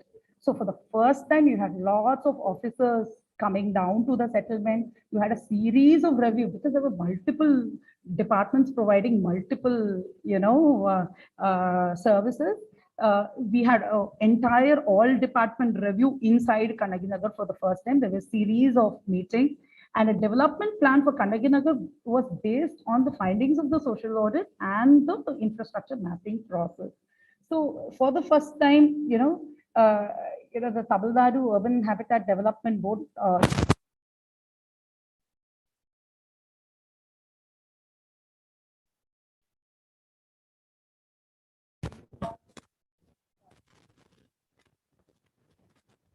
in Kanaginagar and the burial ground. So as a matter of fact, the ULB based on the recommendations, Anganwadi centers were increased from 6 to 19. And we had very interesting process with the local councillor's office. And with the map of Kanaginagar, we were able to pin down, the community said, no, there are Anganwadis in the old phase. Let's have more Anganwadis in the new phase. So the noon meal services resumed. Childline services was brought into the settlement for the first time because of the increasing issue of child abuses that we had been brought to our notice. Then increased bus services, functional primary health center, community health center, additional schools were constructed. PDS outlets and police stations as well as police outposts were set up in this site. So the Residents Welfare Association worked very closely with the local body and to address stigma and discrimination, together with the police, these boys clubs and other children activities and all this, were initiated.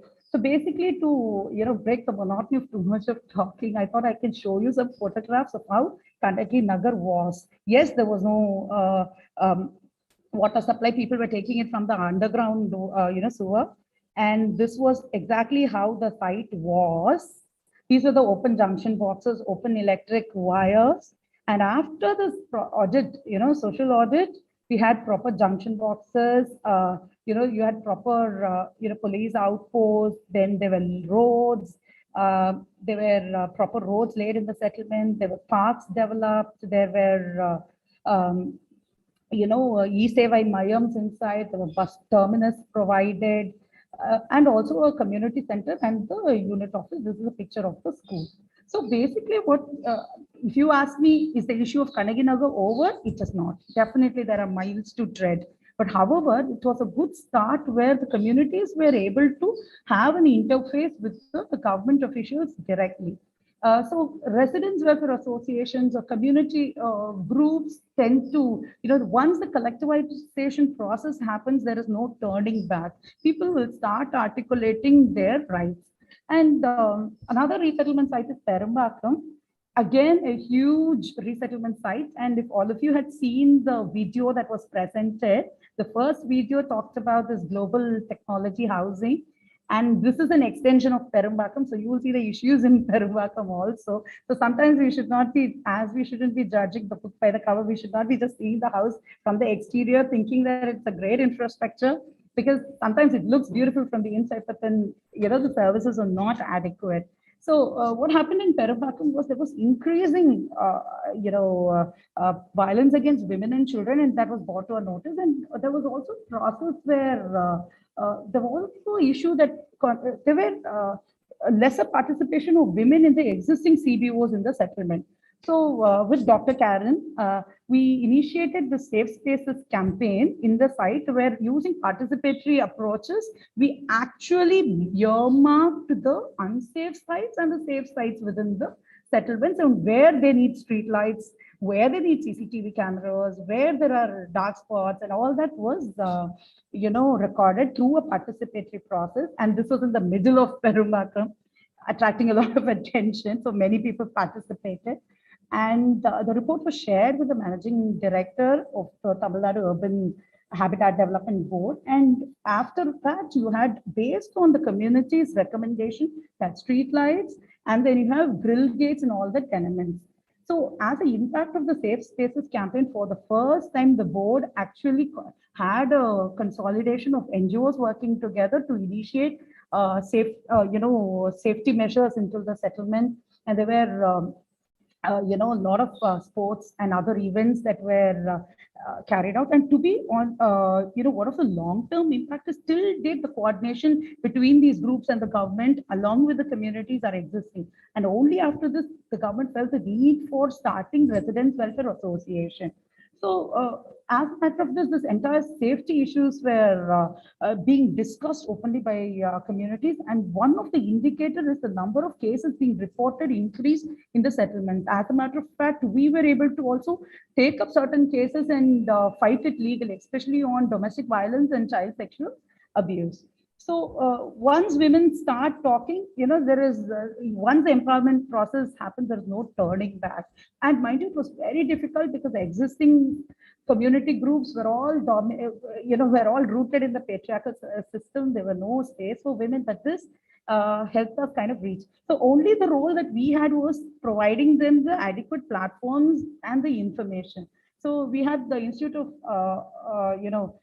Media Science Department of Anna University with the Institute for Housing and Urban Development Studies conducted a series of, media training for the women. And they started making use of social media, not just for marketing the products which they were making, but also to basically challenge some of the issues that they were also facing. So as a result of it today, there you have more than 90 leaders who are facilitating work like getting disability pensions, widow pensions, and so on. And this is a team of women who are actually, helping the government officers to have special camps for entitlements, because most of them who are resettled did not have access to entitlements or document address change and all. So one of the biggest achievements, that how, it could be catalyzed is something that we saw that 18 women leaders trained, now the number is increased, have actually contested in their Residence Welfare Association elections. In 15 blocks, they are holding positions like president and vice president. So this is something that we saw how, women were able to express, kind of demand for their spaces and made their voices heard. And again, lots of rapid assessment processes were taken up and a lot of media advocacy. And you can see certain issues that women, because of the complaint taken up by women. So in terms of leaking pipelines, they will ensure that till it is addressed, they don't rest. And when there are issues of flooding and all, it was the women's linkage with the Urban Habitat Development Board that resulted in immediate, addressing of certain of these issues that the communities face. And not only that, this is the last few slides. So not only that, we also, the persons with disabilities who are resettled found that they were allotted houses in the second floor, third floor, or fourth floor. So the persons with disability felt the need for coming together to ensure that they get their basic identities like disability identity cards and livelihood linkages. So ultimately, it started a process of communities coming together, forming a group for disabilities. So these are some of the images of how the communities were able to discuss with. In the photos, you will find the managing director of the Urban Habitat Development Board and the district collector of Chengalpattu district, in which Perumbakam is there. So they were able to actually express their concerns and follow up and get work done. So we will also, because when we make a presentation, it can't go without from the pandemic situation. So the entire leaders were able to mobilize, and in some cases with our help, vegetables and other nutrition supplements, especially for children who are not able to access the No Meal Scheme. And you will also see that in one of the blocks in Perumbakam, when they know that there was one person who was infected with COVID, immediately the women leaders in that particular block linked themselves with the Tamil Nadu Slum Clearance Board, ensure that people were tested, and they were also, mobilizing people for the vaccination drive. I think if you can wrap up now. Yeah, definitely. That's the last slide. But before that, I would also like to finally flag off few issues, just a minute or so. The issue on the affordable housing program. So today you saw that there were lots of programs, lots of projects which were showcased in some of the videos, but we found that completely there was no community participation in any of the housing processes. We found that suddenly people, after their houses were demolished and houses were constructed in the same location, people suddenly got to know that they had to pay 1,50,000. The GO was issued after the government demolished all the houses. And then, unless and until people pay that particular amount, people cannot get access to the housing. And moreover, as Kevin was saying, it was 4, 3, or 8 floors, but now increasingly it has become 11 and 14 floors. And nobody asks the community whether they want so many number of floors. Nobody asks the community whether the designs of houses. Nobody asks the community about whether the houses the design of the houses. So in our experiences, we believe that there is a scope for definitely for linking with the government, because Tamil Nadu Urban Housing Development Habitat Development Board has come up with community participation guidelines, which we need to further coordinate with them to ensure that it is being implemented in its full spirit, intent and spirit. Thank you. Thank you very much, Vanessa, and both of you actually for staying quite well within time, but also for, again, a very, very rich and, illustrative sort of talk about how, just bringing back to the ability to transform housing from being a noun, which is just this sort of unit, a shell really, to a lived, context, a habitat, a home, really has depended or has been achieved through so much of, mobilization of people and collectives and processes. And I hope that you students of sociology have been able to see what it takes actually to make a home. And to be able to shift your idea of housing as building a bunch of units to actually saying what kinds of processes do we need to engage in with people to be able to engage them in building their housing or their homes. So I think we'll end there and now open it up. I think we have about 5 to 10 minutes for questions. I invite you to ask Vanessa and Maribanu any questions that you would like. If you want, you can put them in the chat, but it'll be also nice to show up and ask your question yourself. So either way, whatever you prefer.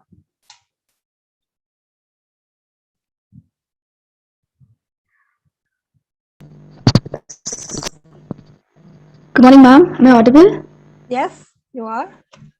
Can you introduce yourself? So, yes, ma'am. So, I'm Vashni, third year sociology student. So, first of all, it was amazing to have heard 2-3 of you as well, ma'am. So, I have a small question.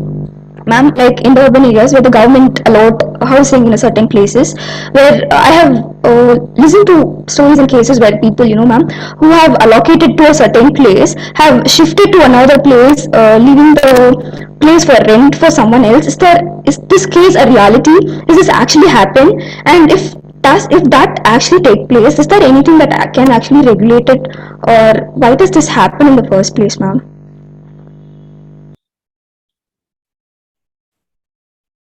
Karen, do you want me to answer? Yes, Vanessa, go ahead. Yeah. So, see, first of all, if communities were consulted, they would have informed the government where they want their housing to be. Okay. So they were provided housing in areas which are completely non-accessible and with inadequate transportation facility, remote and isolated spots. Now, we can't shift the blame on the communities because they have to come back all the way to the city to have their employment. And we had a case where I'll explain why always people don't sublet, but why sometimes they're forced to let go of their houses. See, about 8 or 9 years back, the homeless families who were residing in North Chennai were shifted all the way to Kanagi Nagar. Okay, and these are families who are completely dependent on the Kotawal Chavadi market for selling flowers. Now, what happens is the elderly, the grandma, the grandchildren, as well as the working family members in that particular house end up sleeping in the streets throughout the weekdays, and they will go all the way to Kanagi Nagar only for the weekends because their work is here and there is no provision of there's no market facilities, or they cannot start a livelihood completely afresh there. So unfortunately in that there was an accident where unfortunately 2 of these people passed away because of a car ran over them. Now, this is a kind of vulnerability sometimes that happens because people are not, the entire thing of resettlement is out of force. You either, listen to us and go to those houses, or you don't get housing at all. So people do not have a choice, but they go there. And when they go there, what they realize is they have to come back all the way. And I've had cases, and Karen would agree with me, there are people who wake up at 4 o'clock in the morning pack their lunch, take their children along, because the sites are entirely unsafe for women and children, all the way back to ensure that they come for work. So here the people do not have the motivation to even retain the houses. They have no other choice. And I know of many families where the father is staying in Perumbakam, the mother and the children are staying in the previous place of habitation in rented houses because they need to access education of these children. So I mean, that I think answers the question, that we cannot be, yes, government, if they give them in situ houses or a proximate resettlement, then we can be discussing about why people do not let go of their houses. But here in this case, people have no other choice. Yeah. And I'm not justifying that also. Yeah. Okay. Anybody else? Any other question? Looking at the chat, there are no questions in the chat.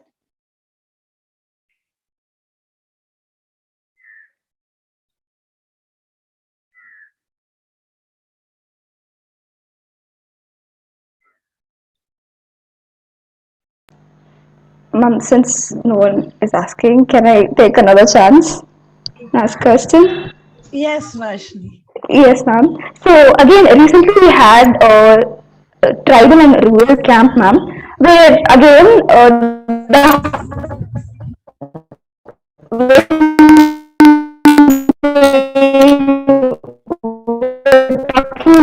the housing and settlements provided by the government. They said that, okay, no audible, ma'am? I think your audio is not clear. If you can repeat the question and slowly.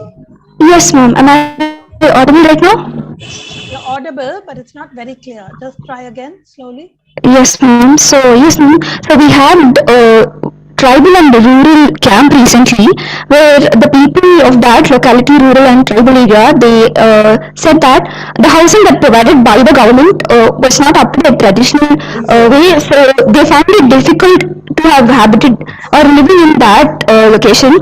And Vanessa ma'am, again, you ended by saying that the buildings and the structures were not asked to the people who are going to be residing in that area. So with connection with the rural and tribal, we have a tradition, and again, yes, ma'am, I understood that part. But when it comes to the urban settlement, there will be a mixture of people. There wouldn't be a single community or a group of people residing in one space.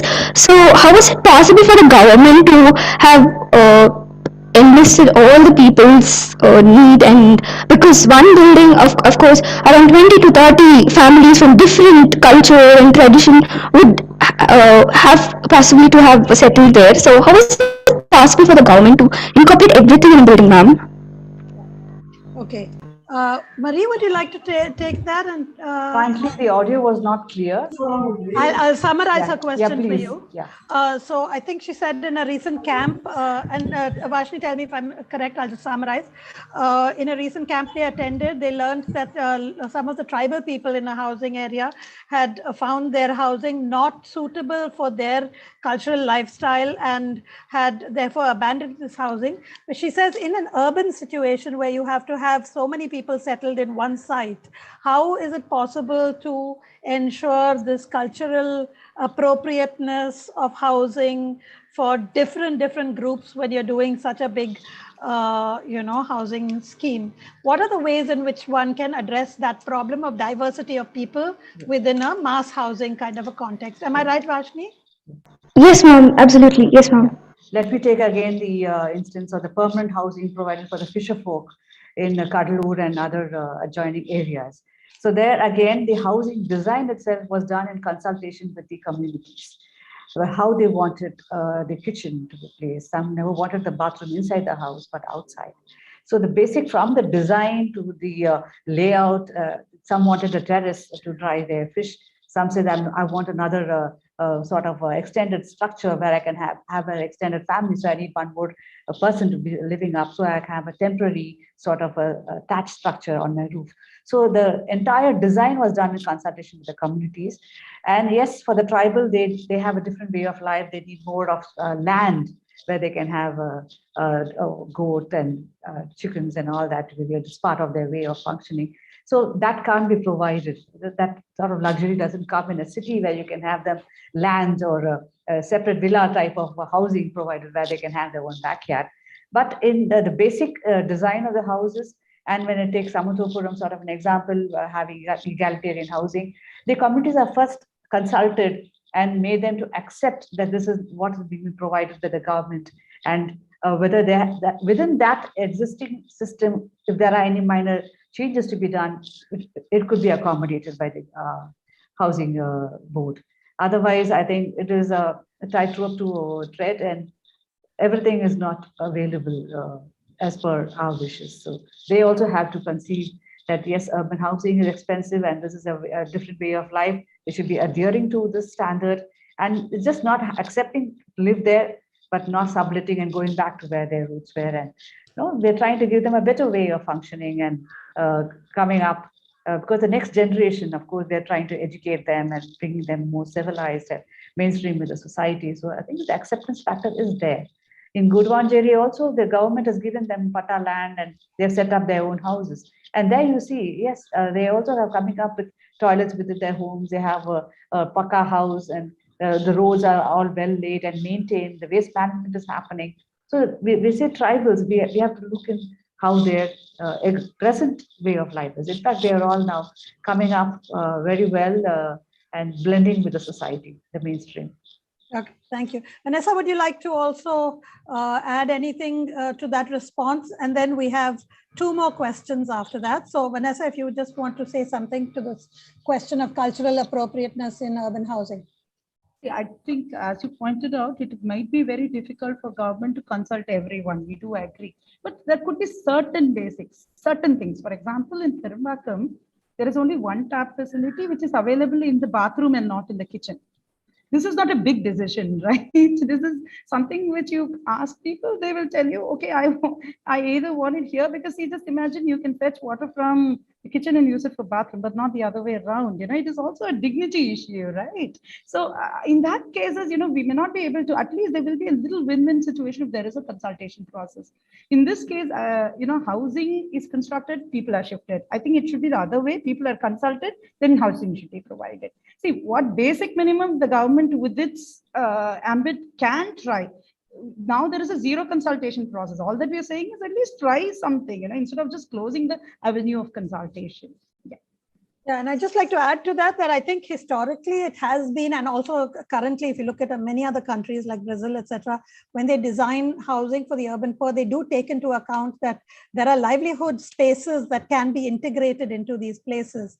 And in order to design those livelihood spaces, they have to do consultation. So you can actually create spaces for maintaining goats and cows and pigs, and you have to then design the management system for that. All of these things can be treated as a problem solving exercise, which can be done rather than actually count it out altogether. So I think these are just ways of, our minds need to shift to make those available. I'm going to ask the person who's asked the question about how can we dispel stereotypes about people living in these settlements are greedy. And I think that's a great question. It would be nice if you could ask the question verbally, whoever it is. Can you unmute yourself and ask? Who asked this question, so that then it seems she cannot unmute. Can I read the question, ma'am? Sure. Just a second. Abhi, I think you're unmuted. Try again.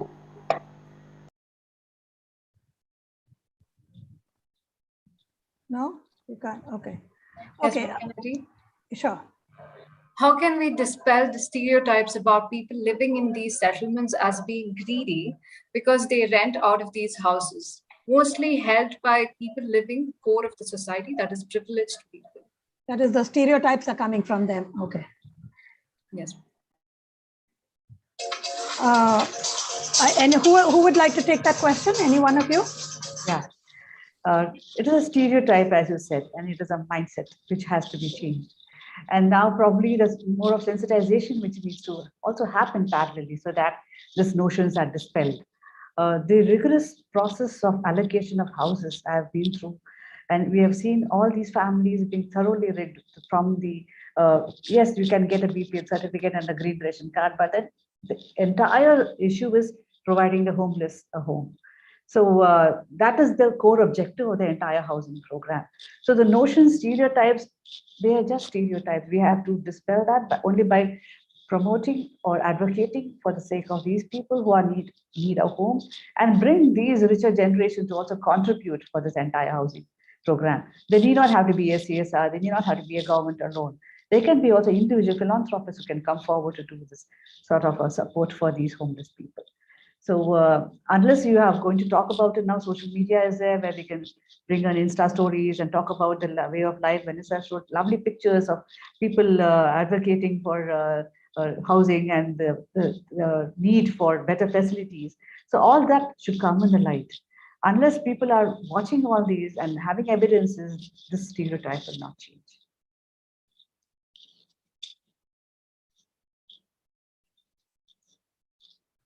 Okay, since we are almost out of time, I'm going to pull up the last question, which is a great question. And again, either of you can answer it.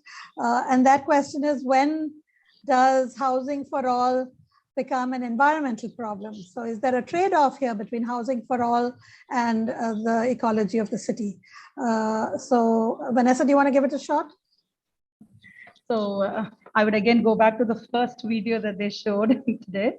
That is that where extension of houses constructed in Perumbakkam, and Perumbakkam is a ecologically sensitive area.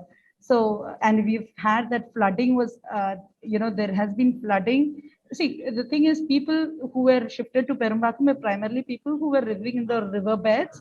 And they said, you are facing flooding here. You are actually, you are an hindrance for environment conservation. So they get moved to Perumbakkam. But where is Perumbakkam situated? In an ecologically sensitive area. And the worst of all is, these houses were supposed to be flood-proof, disaster resilient, but unfortunately design or the implementation of it has not transcribed. So in many cases, including houses constructed in ecologically sensitive area, in terms where houses were constructed by the board, even in forest areas without adequate permission. So there has been, so the land selection is something that needs to be looked at, and government has to be very strong in terms of saying which lands that we will not be redeveloping. Yeah. I think we can also ask the question, how does industry or any other thing become an environmental problem? I think the question has to be looked at in a social justice perspective. How is land being allocated for all kinds of growth purposes which are seen as valid, whereas housing for the poor is seen as a problem? The answers to that are complex, just as you've asked. I think it's a very important question. The answers to that again lie, I think, in deliberation, thinking it through, and perhaps in design. And there are a lot of new sort of design models coming up around the world, which is trying to address this issue of mass housing and urban environments. And sorry to have taken the last word like that, but I think it's time to end this because we are over time. I'm ending it with a very sincere thanks to Vanessa and Marie Banu and to Dr. Sashita. And maybe you want to say something, Dr. Sashita and the organizers. So I will stop here. Thank you, Karen. Thank you, ma'am. Thank you, Ms. Marie Banu. Thank you, Ms. Vanessa. It was a wonderful session, and I'm sure my students also would have benefited from it. We are having some issues, technical issues as always. So I think some of them were not able to unmute and raise some questions, but nevertheless, I'm sure at least through email, I can pass it on to you all, and those questions can be addressed. Certainly. Thank you. Thank you so much. Now I invite Jessica, third year sociology student, to deliver the vote of thanks. Good morning, all. I am grateful to have been given the opportunity to deliver the vote of thanks on behalf of Stella Maris College and Department of Sociology. My heartfelt gratitude to our Honorable Chief Guest, Dr. Philip Ladd, for delivering the inaugural address today. Sir expressed the holistic perspective of social mobilization and transformational change would be brought about only by vocalization of youth. It gives me immense pleasure to thank Thiru Suvashish Das, Director, Ministry of Housing and Urban Affairs, for his vital appearance in the inaugural session. I would like to extend my sincere gratitude to the Ministry of Housing and Urban Affairs, Government of Tamil Nadu Urban Habitat and Development Board for collaborating with the Department of Sociology and organizing the panel discussion on social mobilization and institutional development, which is one of the crucial and relevant topics of contemporary society. We are honored and thankful for the presence of the chairperson of this panel discussion, Dr. Karen Coelho, for her enormous role in organizing this smooth discussion.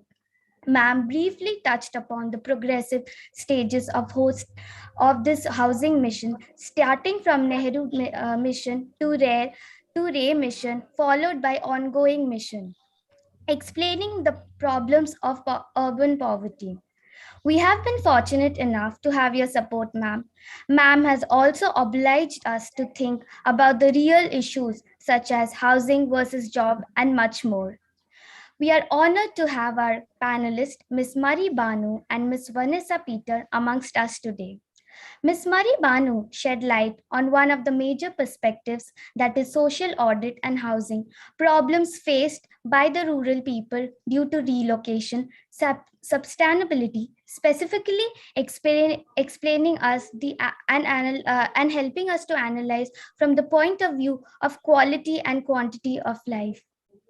Also, Ms. Peters spoke about the pros and cons of the current policies, showcasing the various examples and women's participation in the floods and with the help of Urban Habitat Board, how they have developed themselves.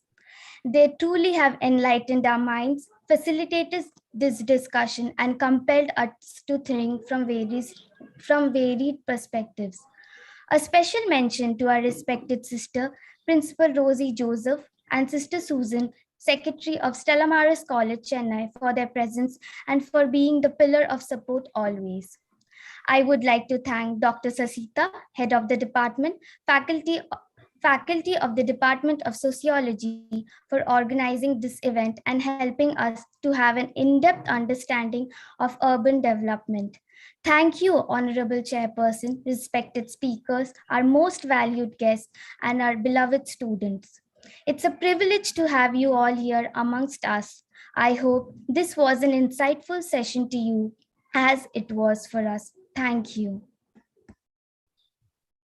Thank you, Jessica. Now, Dr. Maria Agnes Sasita will have the closing remarks. Thank you. As I was speaking, I got disconnected. As I was saying, we are having some technical issues. Thank you, Dr. Karen Coelho. Thank you, Ms. Mari Banu. Thank you, Ms. Vanessa, for that wonderful session. I'm sure my students benefited out of this, and there are many more questions which I would be emailing it to you all, and I'm sure it would be addressed. I take this opportunity to thank the Director, Ministry of Urban Affairs, and all those who are attached to the organization, and Tamil Nadu Habitat Board for collaborating with us and making this event a successful one. I also look forward to many more such programs because it has generated a lot of awareness, and it is essential, and that too particularly for the students of the Department of Sociology, to connect and to understand the scope of this field. So once again, thank you to one and all. Thank you, ma'am. Now we have come to the end of the program. We will now play the national anthem.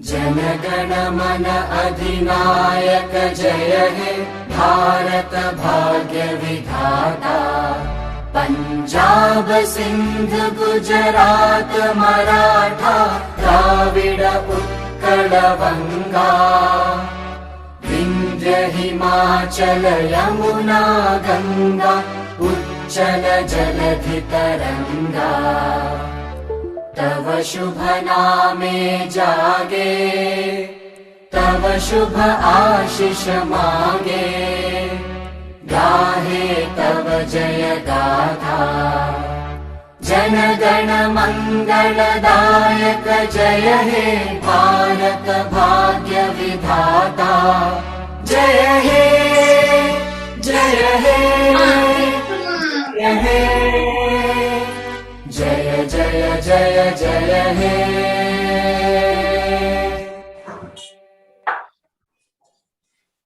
Participants are requested to fill the feedback link form, which is put in the chat box. So please fill the feedback form. Thank you. Thank you all. Thank you for participating.